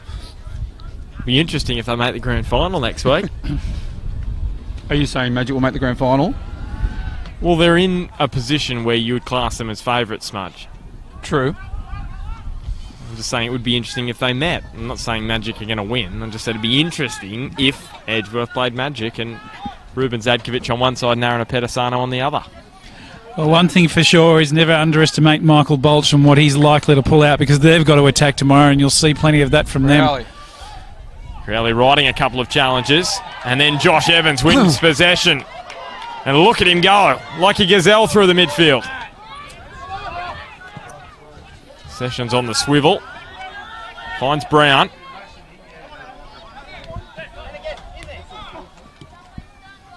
Just controlling things through Verity, but they turn it back to Edgeworth.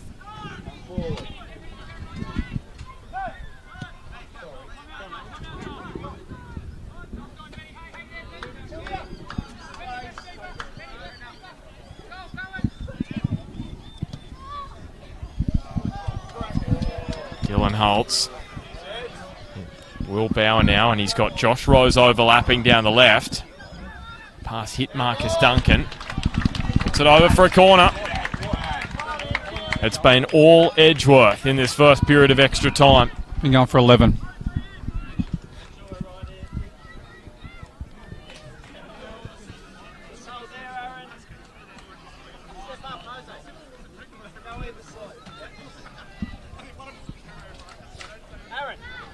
So Bailey Garland with the breeze. Swancott again strong in the air.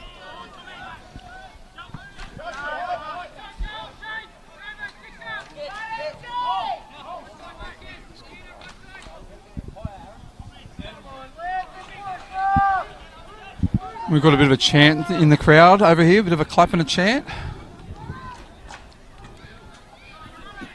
I can't quite make it out, unfortunately. And unsure which team it's for. But there's a chant. We know there's a chant. There's a bit of smoke as well in front of us as the barbecue exploding. Pedisano, it's working overtime. Crowley. Verity. Slides it up to Wheelhouse. Who That's got a yellow clean bowled over there by Tom Bazzari. Just on Wheelhouse, his body position. He's seen Bazzari coming across. He just checked in front, knew he was going to get the foul. That's such a smart play from Wheelhouse. Just wonder how his ankle's feeling after that.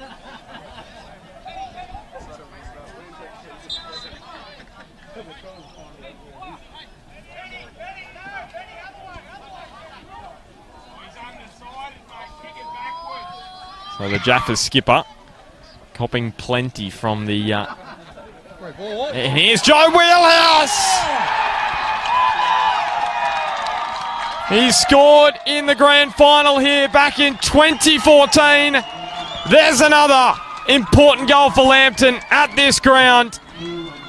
And they lead it by 2-1. He just ghosted in, unmarked to the back post. Well, that he did, and Sessions may have been copying it for the crowd. He didn't care. He delivered it where it had to go. That ball fell beautifully, and Wheelhouse, in the end, had time to pick his spot, and didn't he thump it away, Smudge? I'll tell you what, well-placed finish. And there was no one on him, but that's the first time I've seen Edgeworth's defence fall asleep, probably in the last 10, 12 rounds. They've been superb, their defence, but they just sort of fell asleep. But like you said, Bart, he ghosted in at the back stick. Edgeworth have to score. That's 80. And remember, away goals do not count in extra time. Edgeworth win the free kick. Funnily enough, Edgeworth have been dominating this first period. Which was expected too, yeah. And Lambton strike. Just as he did back in 2014, scored the opening goal in that grand final against Western, Joe Wheelhouse. Down that end of the ground, and it just opened up. It was like the parting of the Red Sea, the Eagles' defence. It just wasn't there. And Joe Wheelhouse just walked through. Edgeworth bench getting frustrated on the sideline here, CT. Bazzari. Kanarowski off the knee. Yeah, they are. But Tell you what, they break quick here. Oh. Atadi, all of a sudden, Edgeworth with a chance. Took a couple of deflections en route towards goal. Holt's trying to push off Pat Brown. He may yet return. Crowley is going to be squeezed out. And Pascoe is furious. Yeah, he thought there was a body check on Crowley, but I thought the defensive positional play was spot on by Maxwell. That's as emotional as you see, James Pascoe. Tom Waller in front of the Pedisano. We tick towards the halfway mark, and Holtz, it was a strong challenge. It looked fair to me. And now Will Bauer in a foot race with Michael Sessions, who knew he touched it. He did tremendously well to keep it inside the line. Tough ball back for Verity. Look, we've probably only got a little bit over 15 minutes left in this game, but there's such a long way to go. It's been an absolute cracker. So 3-2 on aggregate. Lambton with the lead. And Holtz has collected Waller. Here's a bit of push and shove. Oh, this feeling in this match, isn't there? I love it. And Sessions straight in and amongst it. He loves it too. And now Stephen Laurie's calling them over. And Dylan Holtz is going into the book. Fair enough. He didn't have to instigate it. Edgeworth crowd very frustrated. The bench is frustrated as well. But I would argue if Dylan Holtz gets a card there, why didn't Joel Griffiths get a card for the push on Pat Wheeler? I'll say that. Agree. So we'll see Jamie Burns come on here, and he will run riot. He's extremely fit. He'll motor on everything, every ball run. 15 minutes. The instruction will be you chase everything and get an equaliser. And that will do us. So Jamie Burns will have to wait until the second half of extra time to make his appearance, make an impact potentially against one of his former clubs. And it is half time. In extra time, Edgeworth Eagles 1, Lambton Jaffas 2. Smudge, I can see you like someone that hasn't eaten for days and you've just seen your first meal. Yeah, that's true. You're just so excited about wanting to talk. Yeah, my wife doesn't feed me at home, so... but I just looked at the two benches then. Edgeworth have come straight over, looking quite ready to go. Lambton came over looking exhausted. Look, there's people on the ground, they're stretching, hands on their hips, hands on their heads. It's going to be a very interesting 15 minutes at the second half of the extra time CT, and I think Lambton are going to be really... Do you remember back the 2015 Asian Cup final? Yes. Pretty much the same thing, only it was Australia who were all standing up. South Korea were lying on the ground, and that is the exact speech that Ange Postecoglou said to his side at the commencement of extra time. He said, look at them, they're lying on the ground. Look at them, getting treatment. Look at Lambton. That's got to be some kind of confidence booster for Edgeworth to see that Lambton are literally out on their feet, and Edgeworth, they weren't lying on the ground, they were all standing up tall. And look at Edgeworth, sorry to cut you off, CT, look at Edgeworth go out there. They've jogged out there, they're in position ready to go. Lambton are just strolling out there. But in saying that, they're up 2-1, they just need to ride out the game, CT. Yeah, I totally agree, and you know what?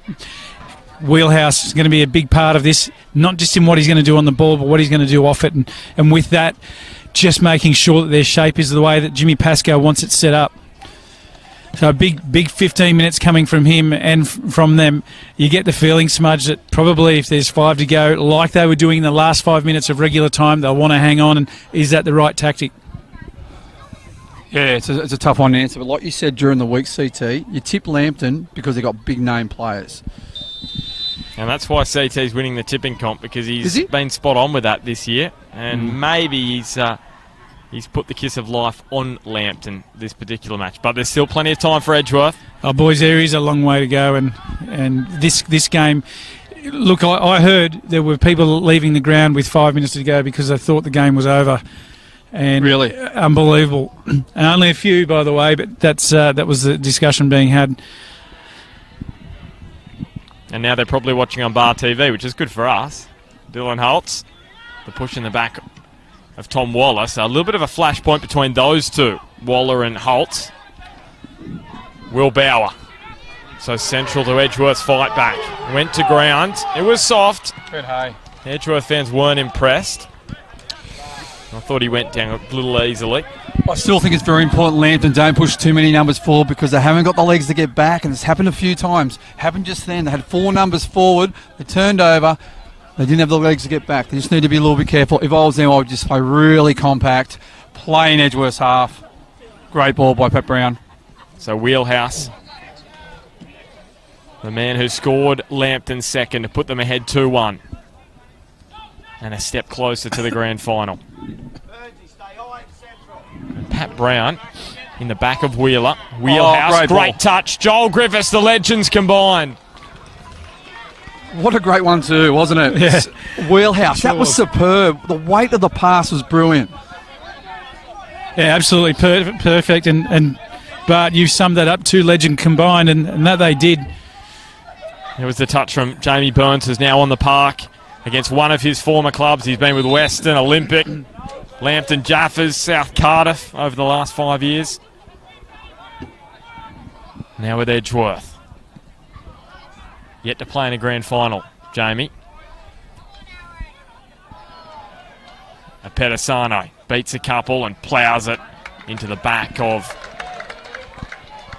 Looked as though it was Tom Waller over there on the far side for Lambton. And you know one thing you can guarantee, Edgeworth won't die wondering here. They'll throw everything bar the kitchen sink. Maybe they might throw the kitchen sink as well.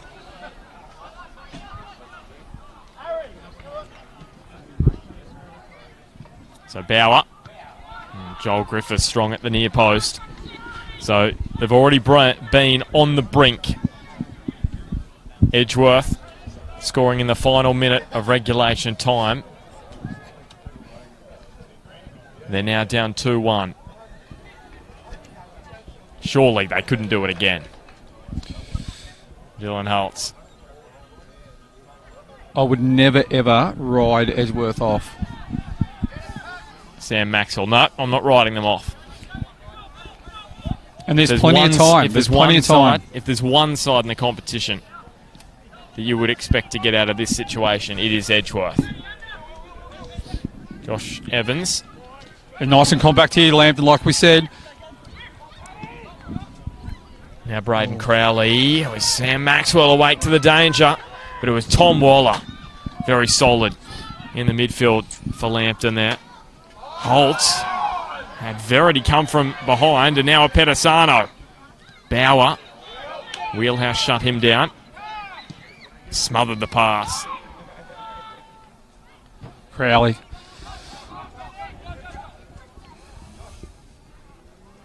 Still plenty of time for Edgeworth, over 10 minutes. And it was in extra time where Lambton won the grand final last year. Could it be the same story in the semi-finals this year? Smudge has just said he can't see a thing. The lights and no glasses. You know what? You know what? If I was Lambton, and the message I would, from Pasco would be, let's play a stop-start game. Cause some fouls, stop the start, stop the game a bit. The ball goes out, just stop it, get your rest. Don't let Edgeworth have any fluency or rhythm in the final 10 minutes. Will Bauer chests it down. Now Dylan Holtz towards Jamie Burns. Bazari. It's an epic finals match between the premiers and the champions. The champions of last season, Lambton. The premiers of the last 4 seasons, Edgeworth. Josh Rose now. Josh Evans just advancing himself into the game. He was the saviour. Josh Rose. A Tatey on the spin. Just looped up straight to Swancott. For a moment then, you thought it could be up and over the top, but just not the power on the strike in the end. And I think Zane will encourage that. Getting Josh Evans just moving into the centre of the park. Get that overload in the centre of the park. His distribution is brilliant. Wheelhouse. Now Griffiths. Now Pat Brown. Just a little too heavy. Just a reminder, tomorrow from 2:30, the grand final in the New FM Northern League 1. West Wallsend up against Bell Swans. You can catch that with CT and Smudge here at Jack McLaughlin Oval. And I'll be at Magic Park with Peter Haynes for the match between Broadmeadow and Maitland. Is Peter taking his camera?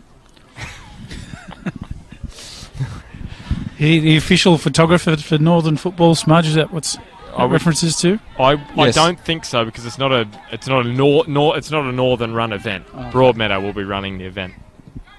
Maybe at the grand final next week, Smudge, he will be.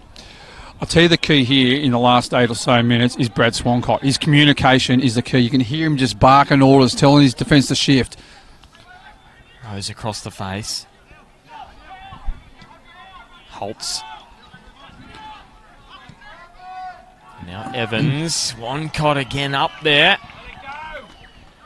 He just does not stop, does he, Smudge? He's just continually organising. Flapping the ball away.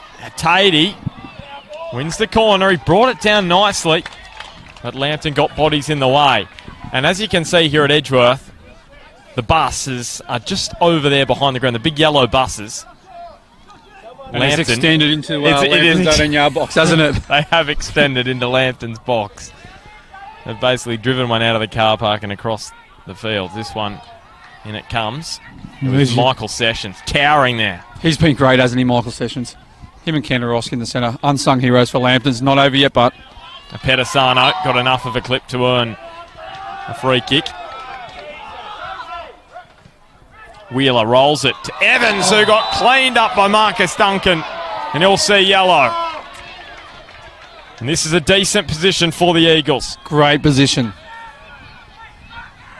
But do they have a man who can bend it right onto the perfect spot?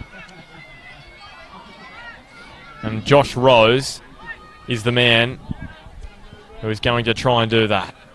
Still plenty of time for Edgeworth, boys.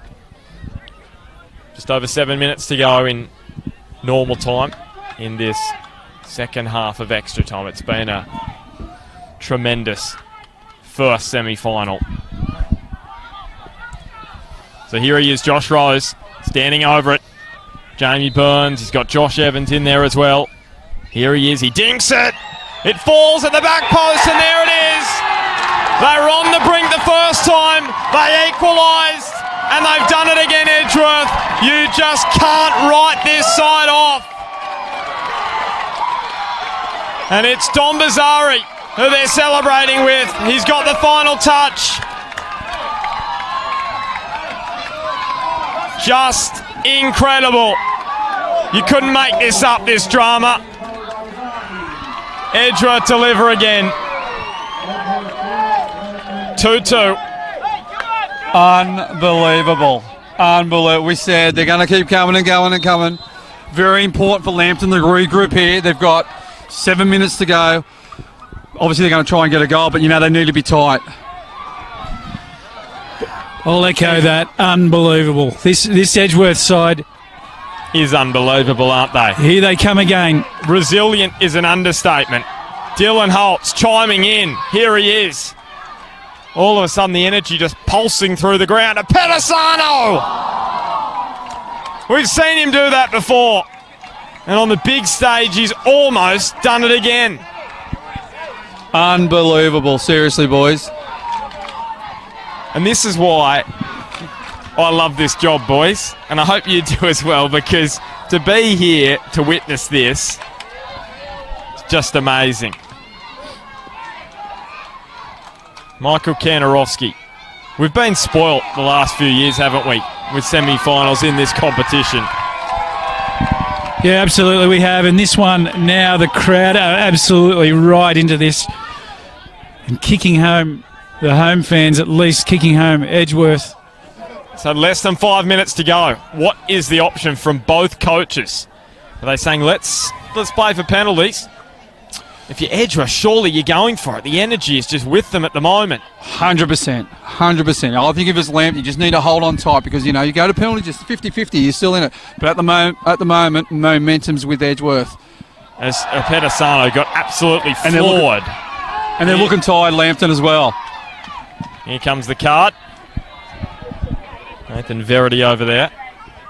And I must say, Smudge, I'm finding it difficult to see that far side of the ground. So will it be penalties to decide who goes to the grand final? I feel like there's late drama. There's going to be late drama. This will go down as one of the great comebacks in the history of Northern New South Wales football, regardless of whether they can get the result. This one curled in. If they can, it's just next level from Edgeworth to fight back from being behind twice in a knockout semi-final match, a virtual knockout, the second leg. Pat Wheeler chiming in at the back. Josh Evans, who is down. He was limping moments ago. He's back to his feet. There's holes everywhere here. Josh Rose surveys the options of Pedisano off the post. Incredible. Just incredible. What a great ball by Josh Rose there, Pedisano. Unbelievable. Just waiting for the back of the net to come up and smudge late drama. Late drama there is. Oh, don't write the late drama off just yet. And more to come. There's a scuffle in the box, in the goal mouth, actually. Can't make out who is in there. I'll just have a quick scan. He's got Will Bauer in there, Michael Kanarowski, Brad Swancott as well, Pat Wheeler. Here we go. Strap yourselves in. Bailey Garland, it's high. It's Bazzari at the back post. Was waiting there. It was Josh Rose, I should say. And now Lambton with a chance to break. Great touch by Crowley. Oh, Josh Evans. Great touch. He's been absolutely everywhere. Footwear is needed all so day. much excitement here, mate. Smudge cut you off. Smudge just cannot contain himself. The entertainment level is just as high as it was 2 years ago at Darling Street Oval. I feel sorry for those Eagles fans who left the ground thinking the semi-final was over. 1-0 down with just a couple of minutes to go. And to be a part of this as a player, special it must be. Pat Brown now gets sandwiched between Holtz and Will Bauer. And what a strong tackle from the youngster Will Bauer. It was then ridden to the ground by Joe Wheelhouse. Smartly just takes some more time off the clock. Josh Rose. There was a Pedisano. That was a tired clearance by Lambton. And now Joel Griffiths jumps up and over Will Bauer. Great feet from Griffiths.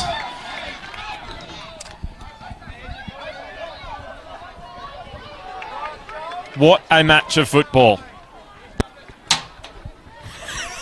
And CT's just lost his mic, so we might not hear from him for a while. Free kick goes the way of Lambton. Yeah, I think it was a raised football. It might have been Wheelhouse or Waller. Can't remember. Just on the Edgeworth defender. Yeah, the free kick going Edgeworth's way, I should say. It's all happened. Sorry about that, boys. I raised my foot when I got a bit excited and declipped it. So Evans, now Holtz. A Pedisano who almost scored moments ago. Joe Wheelhouse trying to get in there just to calm things down for Lambton. He scored Lambton's second goal to put them ahead 2-1.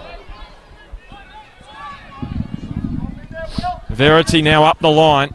Tom Waller chiming in. Less than 30 seconds to go in normal time, so we will have stoppage time. And it's penalties if there is no late winner. Joel Griffiths with the arm raised. Nathan Verity trying to pick him out. Josh Lowe, this is a big take. And he takes it with aplomb, doesn't he? Dealt with that perfectly. Josh Rose with territory in front of him. He has Josh Evans making the overlapping run. He just doesn't stop Josh Evans. Here's Rose. It deflects into the path of Bauer. Here is a TD. It's the fight back of a century from Edgeworth. And it's the young man, Jose Atedi. Remember that name. He debuted this year. He made his starting debut in round 17. Now, he's the hero for Edgeworth. Just amazing, this comeback. Down 1-0, down 2-1. They're on the brink. Now they're on the brink of a grand final, a fourth straight grand final for the first time in their history. They better stay alive. The Edgeworth defence just urging them to defend here. And James Pascoe's men have done everything they can to get through to a grand final. But they've just come up against a resilient side with a capital R. And Edgeworth, for the first time in their history, are through to a fourth consecutive grand final. 4 seasons for Damien Zane at the Eagles. 4 grand finals. Full time at Jack McLaughlin Oval after one of the most extraordinary semi-finals in the history of this competition. Edgeworth Eagles 3, Lambton Jaffas 2. And boys, words just can't do this match justice. Absolutely speechless. Unbelievable. What a brilliant match. Just firstly, full credit to James Pascoe and the Lambton Jaffas. They were absolutely superb. They were superb. I thought tactically he got it right. And I thought, you know what? They were only a whisker of going through twice. Unbelievable. I totally agree with that. James Pascoe set it up his side for victory, and they got themselves in that position to do exactly just that. Let's just go straight to Edgeworth. And boys, the scenes on the bench after each comeback, they have been relentless this side, and what a match to watch. Wow. Oh, and stick with us. We're going to be here for about 10 minutes or so because we're going to have a chat to, well, everyone we can get our hands on because this has just been amazing. We might just jump down to the sideline, actually. So you boys jump down there. So if you have just joined us or you've just tuned in at the last moment, well, that's a match worth watching back. It was 0-0 after 45 minutes. Then Lambton scored the opener. Bren Hamill, against his former club, came back to haunt them. 1-0 up. And then in the final 2 minutes, the final minute of regulation time, Josh Rose scored the equaliser. Joe Wheelhouse put Lambton ahead. Edgeworth equalised again through Don Bazzari, and then in the final minute, it was Jose Atedi, the young man with Spanish heritage, who was thrust into the limelight by Damien Zane this year. And he scores the winner, the youngster. And this is what Edgeworth have been built on. This is what Damien Zane has built here at Edgeworth, youth products, and there's one who has stood so tall. And you can see Damien Zane having a chat to Chris Turner and Damien Smith there. They are going to have a chat to him now. I'll jump down with you boys. Can you hang on to this?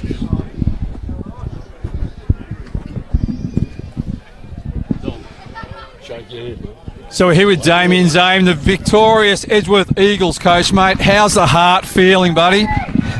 Just as I was saying to you then, mate, I wish it was just like overseas, first to the post, because, you know, the last 2 years I just can't handle it anymore. The emotions, yeah, it's not 90, 120 minutes is just, it's nerve-wracking.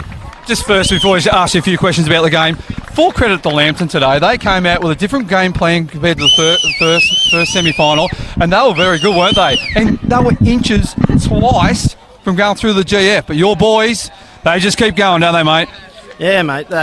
Credit to Lambton. They played exceptional today, and again we were very nervous and jittery the way we played, but you know, that's what's special about this group, that they just hang in there and they're real fighters. They're mentally tough. That's a massive thing, you know. And, yeah, credit to them, mate. They were superb. We'll be quick here because your song's just about to start. But Jimmy Pascoe set up beautifully, didn't he? He set the team up to cater for what they had for you guys, and you guys just kept going and going. But we liked the way they set up, and they really took the game to you and could have won it twice. Yeah, definitely. I thought they were ahead of us at the start, and we might let you go, Zane. You come back in a sec, because we'll come back. We'll be back. So Edgeworth are going to sing their team song, and then we'll be back with Damien Zane.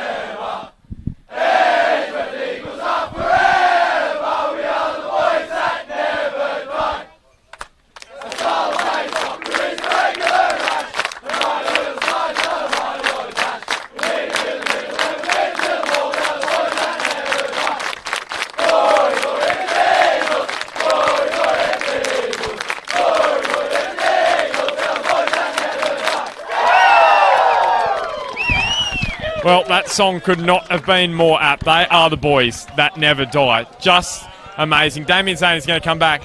Zane, I was just saying, that song could not be more apt today. The boys that never die, your boys, they never die. How do you instill that kind of mental toughness, that kind of resilience into that side? That's a big match. You're down twice. You're on the brink of being knocked out, and they fight back. Yeah, no, it's exactly what, for me, we sort of want is, you know, the suburb of Edgeworth is blue-collared suburb and work hard, and I think we resemble the suburb. We work our socks off, and you can never, especially at home, you can never ever doubt our effort. We're not at our best all the time, but yeah. Hey, mate, I'm going to keep this one pretty simple. Yeah. You've done a huge amount with the whole club. It's not just you. You're the first one to recognise everything that goes on behind you. How are you feeling right now? Oh, mate, the premiership for me is satisfying, but for the boys, as a player, that grand final's massive, and I put a lot of pressure on myself to get things right and help the boys, and pretty much your mindset as a coach is changing minute to minute, and you've got to make sure you don't get things wrong and let the boys down. So this is for them, mate. They're going to... You make a grand final, whatever happens on the day, but it's an enjoyable experience for them. Well, you've been through it quite a few times before now. The lead up into the week is what it's all about, isn't it? It's like planning for a holiday. It's getting the preparation for the grand final. You have a great week and really enjoy and savour everything that the club has done and what you've achieved and what your players have achieved. Yep, thanks guys, and keep up the good work, and I'll see you next week, I'm guessing. Yeah, you sure will. Well done, Zany. All right, well, Josh Rose is going to come in. We're just going to have a chat to a few players post-match here. Smudge, take it away. Josh Rose, mate, welcome to Edgeworth Eagles. You come up just before halfway through the season from the Mariners. What's it feel like, this club, being a part of it? Oh, look, it's an amazing club. There's so much pride here. The history, when you come in, you just feel the sense of pride everywhere, It's things like this. When you win, everyone comes on the field, sings a song together. It's amazing, It really gives you that extra bit of motivation to go out there and bust your gut every week. I'll tell you what, have you been involved in a game like that before, where you're on the brink of twice not going through, then all of a sudden, we said in commentary, this is unbelievable? Yeah, it was. It was an incredible game. I think we really never looked like we'd win. I think for me, I was probably praying for penalties in the end, and that would have been good for us. But when we got that second one, we were celebrating. I said, "Boys, we're going to get one here." I just sensed it, and yeah, I mean, it's crazy football. It can be very cruel, but it's nights like this that you love as a player. Yeah. And Josh, I mean, you've scored goals in the last couple of weeks now. The last one when it went in, how did you feel? Oh, it was an amazing feeling. Just the fact that we'd worked so hard. To Jaffas' credit, I thought they were incredible tonight. Benny Hayes in the midfield, he ran the show and caused us a lot of trouble. So, we were under the pump for good parts of it. I think maybe sort of knowing that we just needed a clean sheet hurt us a little bit. We probably didn't attack as well, and in the end, when we had to go for it, we showed up and got the result. Yeah, well, congratulations. Just enjoy the week leading up and enjoy with your teammates and your club, because you thoroughly deserve to be there. Congratulations. Thanks, mate. Thanks. And your old mate back's next week, McBreen. Yeah. Well done, mate. Okay, we've got Josh Lowe, Edgeworth Eagles goalkeeper. Now, Josh, Nate started the year. He moved down to Victoria. You've come in, massive shoes to fill, literally. Yeah. Mate, you've had a tremendous season. 8 clean sheets. What's it like to be involved in a club like this and, having the defence in front of you? Oh, look, obviously it's not the hardest gig ever, having the defence in front of you, but at the same time, you've still got to organise them, you've still got to work. Look, Nate deserved his move down. He's doing excellently down there. I stepped up. I thought I was ready. Always been nervous before games, but it's great stuff. It's excellent being here. That's the thrill of it. That's why you love it. Mate, you're superb again tonight. But how were you feeling throughout the game when Lambton got on top? A few minutes ago, twice. How were you? What was going through your mind? And especially towards the end, were you thinking penalties yourself, warming yourself up for penalties? Yeah, look, I was right at the end there. I took that high ball, and threw out to Rosie and looked at the clock and just. I was like, we're getting out of penalties here. Like, I've really got to be ready for this. But, at the end of the day, the boys are there. They're always going to fight. You look at it, two late winners, a regular and extra time. So, mate, it's brilliant. Just one quick one for me. Sorry, CT. I thought the key moment was when Michael Sessions, only a few minutes to go in the game, he's knocked the long one. You've got the ball quick and you've transitioned really quick. You went forward. That started the momentum for Edgeworth, and you got the equaliser to make it 2-2. Superb, mate. Yeah, no, look, Zany's always said, look, if you look up top, play him high, because our boys are going to take those risks. He's always commented on how we can use my feet, get it long, and look, I trusted it. Zaney trusted it, and it's worked out in the end. So I'm glad I could help the boys out from the back. Josh, just tell me what it's been like stepping up to in the first team role this year with Nate leaving midway through the season. Obviously, you probably weren't expecting it. Yeah, no, look, I wasn't really expecting it.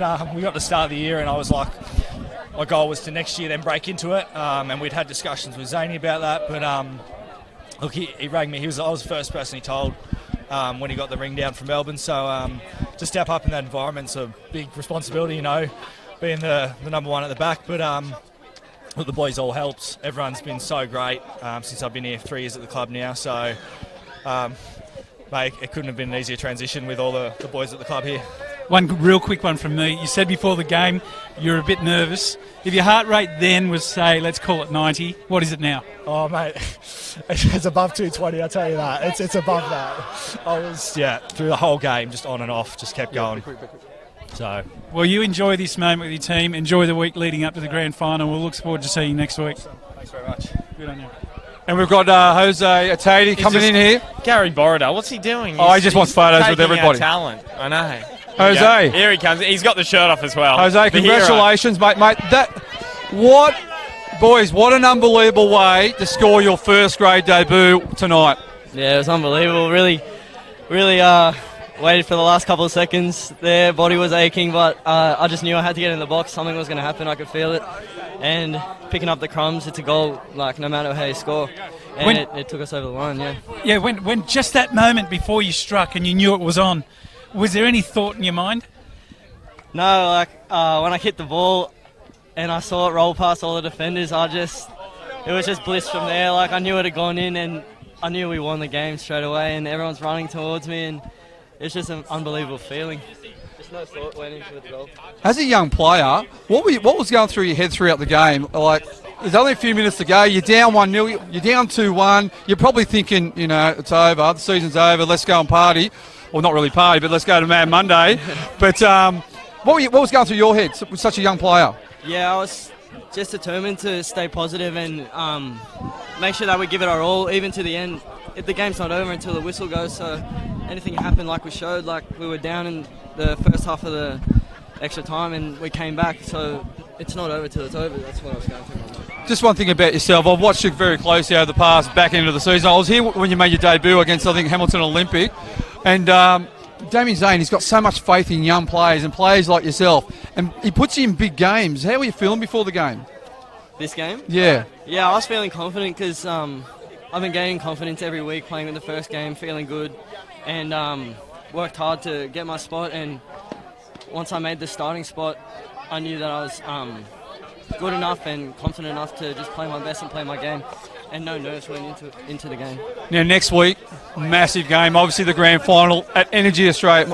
McDonald Jones Stadium. Have you ever played on that pitch before? No, I haven't. Obviously, you've gone and watched the Jets play. Yeah. You must be excited. It's going to be incredible. I can't wait. Just get my body prepared and go again. Mate, from us, from Bar TV, congratulations, mate, on a great game and for making the grand final and scoring the winner. What a superb effort, mate. Thank you. Enjoy the week leading up, mate, and have a great one. We've got the legend, there's Lindsay calling in as well. They're a family club here at Edgeworth. Steve Laurie's going to join us in a second, but we might see if we can grab Gary Wilson. He's just walking over. We'll get him. Here he comes. Yeah, we'll wrap him in. He's yeah, we've got him. It's good, guys, mate. We were standing right behind your dugout. There's Lambton score, and then you score back.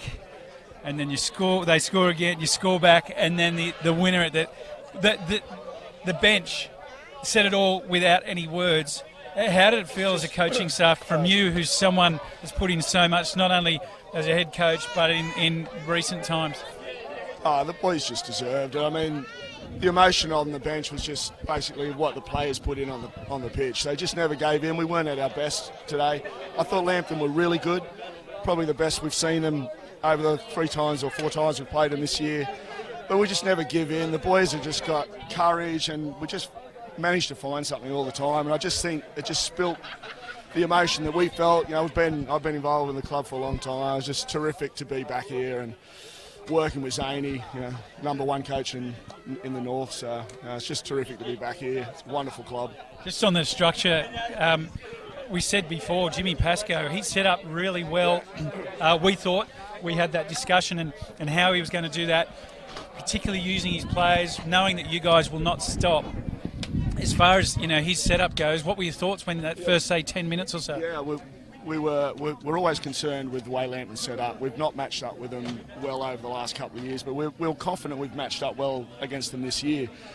But Remo at 10, it's the go-to man for him when they want something. I thought he was really dangerous last week, and I thought Crowley today was sensational. We struggled to deal with him at times, but he just probably didn't get enough ball. But we respect him. They've got some great players, and we did well to get back into the game twice. So it's just like they're a young group, and young Jose's only been playing for the last 6 months in the top side, and just really happy for the boys and happy for the club and Warren, and we just can't wait for next week. It's great to be involved in another grand final, and yeah, it's terrific. And Warren Mills must be so proud. You're through. It's either going to beat Maitland or Broadmeadow Magic. Have you got a preference?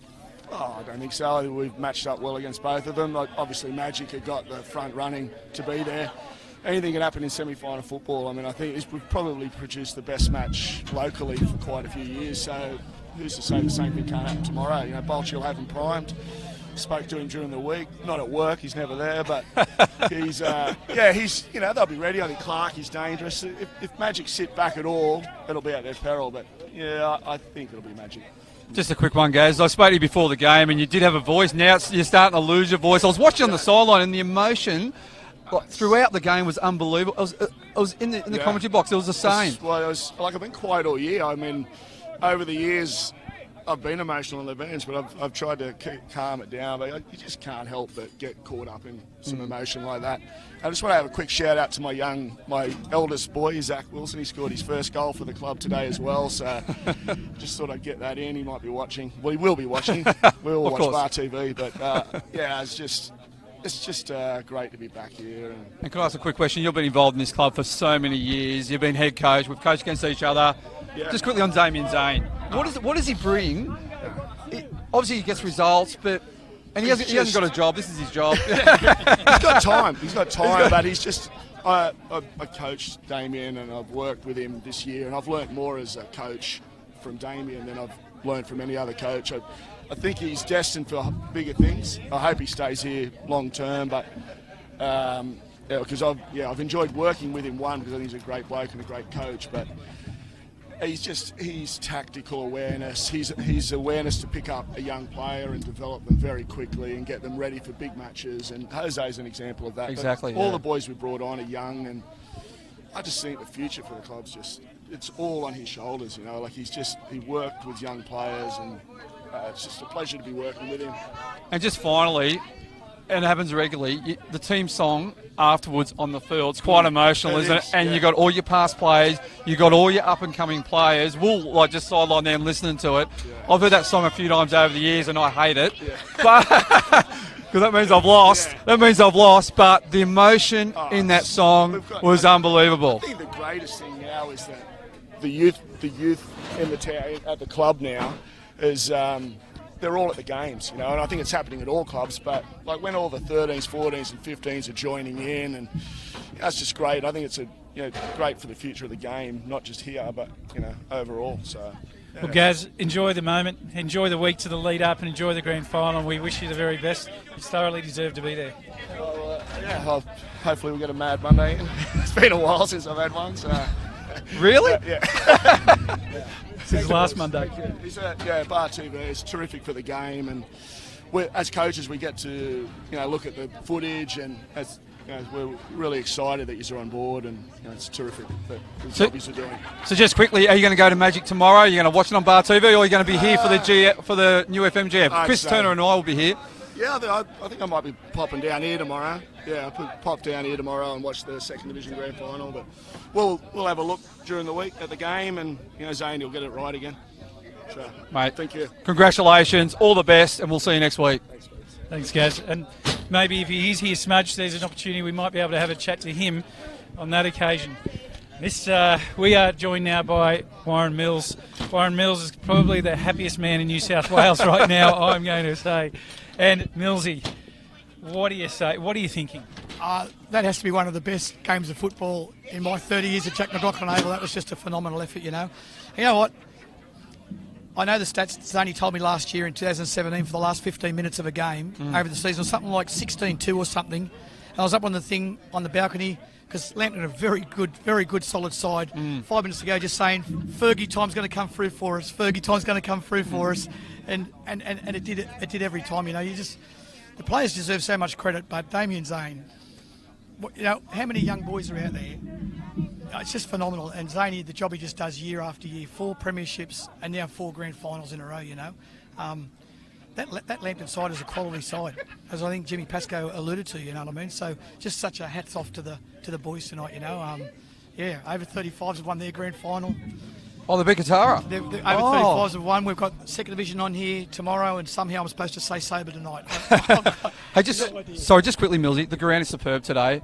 At the back end of the season, we played compliment to it. I don't know what it looked like on Bar TV, but from the sideline, you've done a tremendous job on the ground. And I think that was part of the quality of the game today. It was free-flowing, the ball stuck, nice even roll as well, and I thought the ground looked absolutely superb. So congratulations, mate, on preparing today. Thank you. And for tomorrow's grand final for the New FM. And if I just mention Andy Milmoth, because he is our groundsman. And the other part, you know, maybe none of us give councils a plug all the time, you know, but Lake Macquarie City Council that are involved with this ryegrass program, the operators they have out here are so dedicated. They were here 3 times maybe this week, I'm not sure. They were out here just getting this pitch. Yeah. They're back here tomorrow morning to get it ready for the New FM Grand Final tomorrow. Tomorrow this will look smick. Andy's about to get the roller out and start repairing the pitch now. So we've got a lot of great people involved with the club, and that's just one of the most unbelievable games at Jack McLaughlin Oval I've ever witnessed. So. Oh, and for both of us, we said that through the broadcast as well. But Millsy, you mentioned the word club. You've got not only your first grade side, you've got your lower grades, you've got all of your juniors, right to the Arnett's program that this Edgeworth runs that that I'm close to. It is a club, and there's a huge amount of people that go into pulling this together, and it's not 1 or 2. We know how many people, whether it's on the barbecue, ordering food, stock taking, lines, all the things that make it matter. But you're at the pinnacle of it, and you need to go and enjoy, and whatever happens tonight. And we wish you all the best for very next week. Thank you very much. And enjoy the week and enjoy the grand final next week. Mate, that smile is unbelievable, mate. I watched you after full time, and I watched you just scour around all the players, and that's stuck. That is stuck to you, isn't it, mate? That's unbelievable results. So. Yeah. Thank you very much, fellas. Yeah. Cheers. Yeah. Thanks, well done, mate. Well done, Millsy, well done. And we're going to bring in Stephen Laurie, the referee, our final guest, and then we'll wrap it up for tonight. Steve, first question for you is, just explain what it was like to be out there in the middle as a referee. You must go, this is why I do this. Yeah, it was incredible. It was tiring, but it does dawn on you what a game it is when you get those 90th minute winners, equalisers, and then sends it into extra time. It was great. I've got to be honest with you.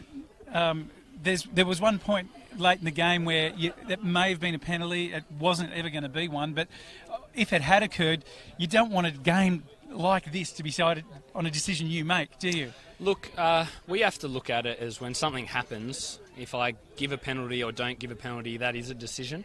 So I've just got to call what I see. So I've got to try and take that emotion out of it. Of course, everyone wants games to be decided by footballers, but we've got to do our job as well. Yeah, and leading up into this game, you've refereed some big games before, as we know. Do you approach it any differently, or how did you go about this one? Preparation's quite similar, but definitely mentally, you're thinking through what could happen, like extra time. You're kind of steeling yourself for that, and just also communicating what you want from your team. So that's different, I suppose. Yeah. Was that the most incredible match of football you've ever refereed? Have you refereed a more incredible? I know you refereed the Youth League Grand Final a few years ago, and that was pretty dramatic. Braden Crowley was in that. He was in that. He was the one who scored the winner. So look, locally, yes, I think so. Having the 90th minute equaliser and then the 121st minute equaliser, that's incredible. So locally, yes. But, that NYL Grand Final is up there for sure. Putting that at number 1. Well, Steve, we're going to have to wrap up the stream, but thanks so much for joining us tonight. And, no worries. And hopefully you have a good week, and we'll see if you are going to be the Grand Final referee for a second year in a row. Yeah. We'll see what happens. Thank you. Oh, boys. You know what? I'm exhausted. I think I have to go and lie down.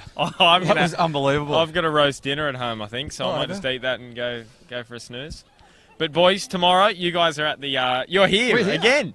West Wallsend versus Bell Swans, and I'll be at Magic Park with Peter Haynes for Hainesy with his camera. Yeah, with his camera for a Maitland up against Broadband and Magic. So looking forward to it. I've got no more words to add to it. Just watch the game back again because it was one of the most incredible matches of football you'll ever see. Thanks once again, boys, for being with me tonight, and we will catch you guys Thursday night, 6:30 for the NPL show. Don't miss it.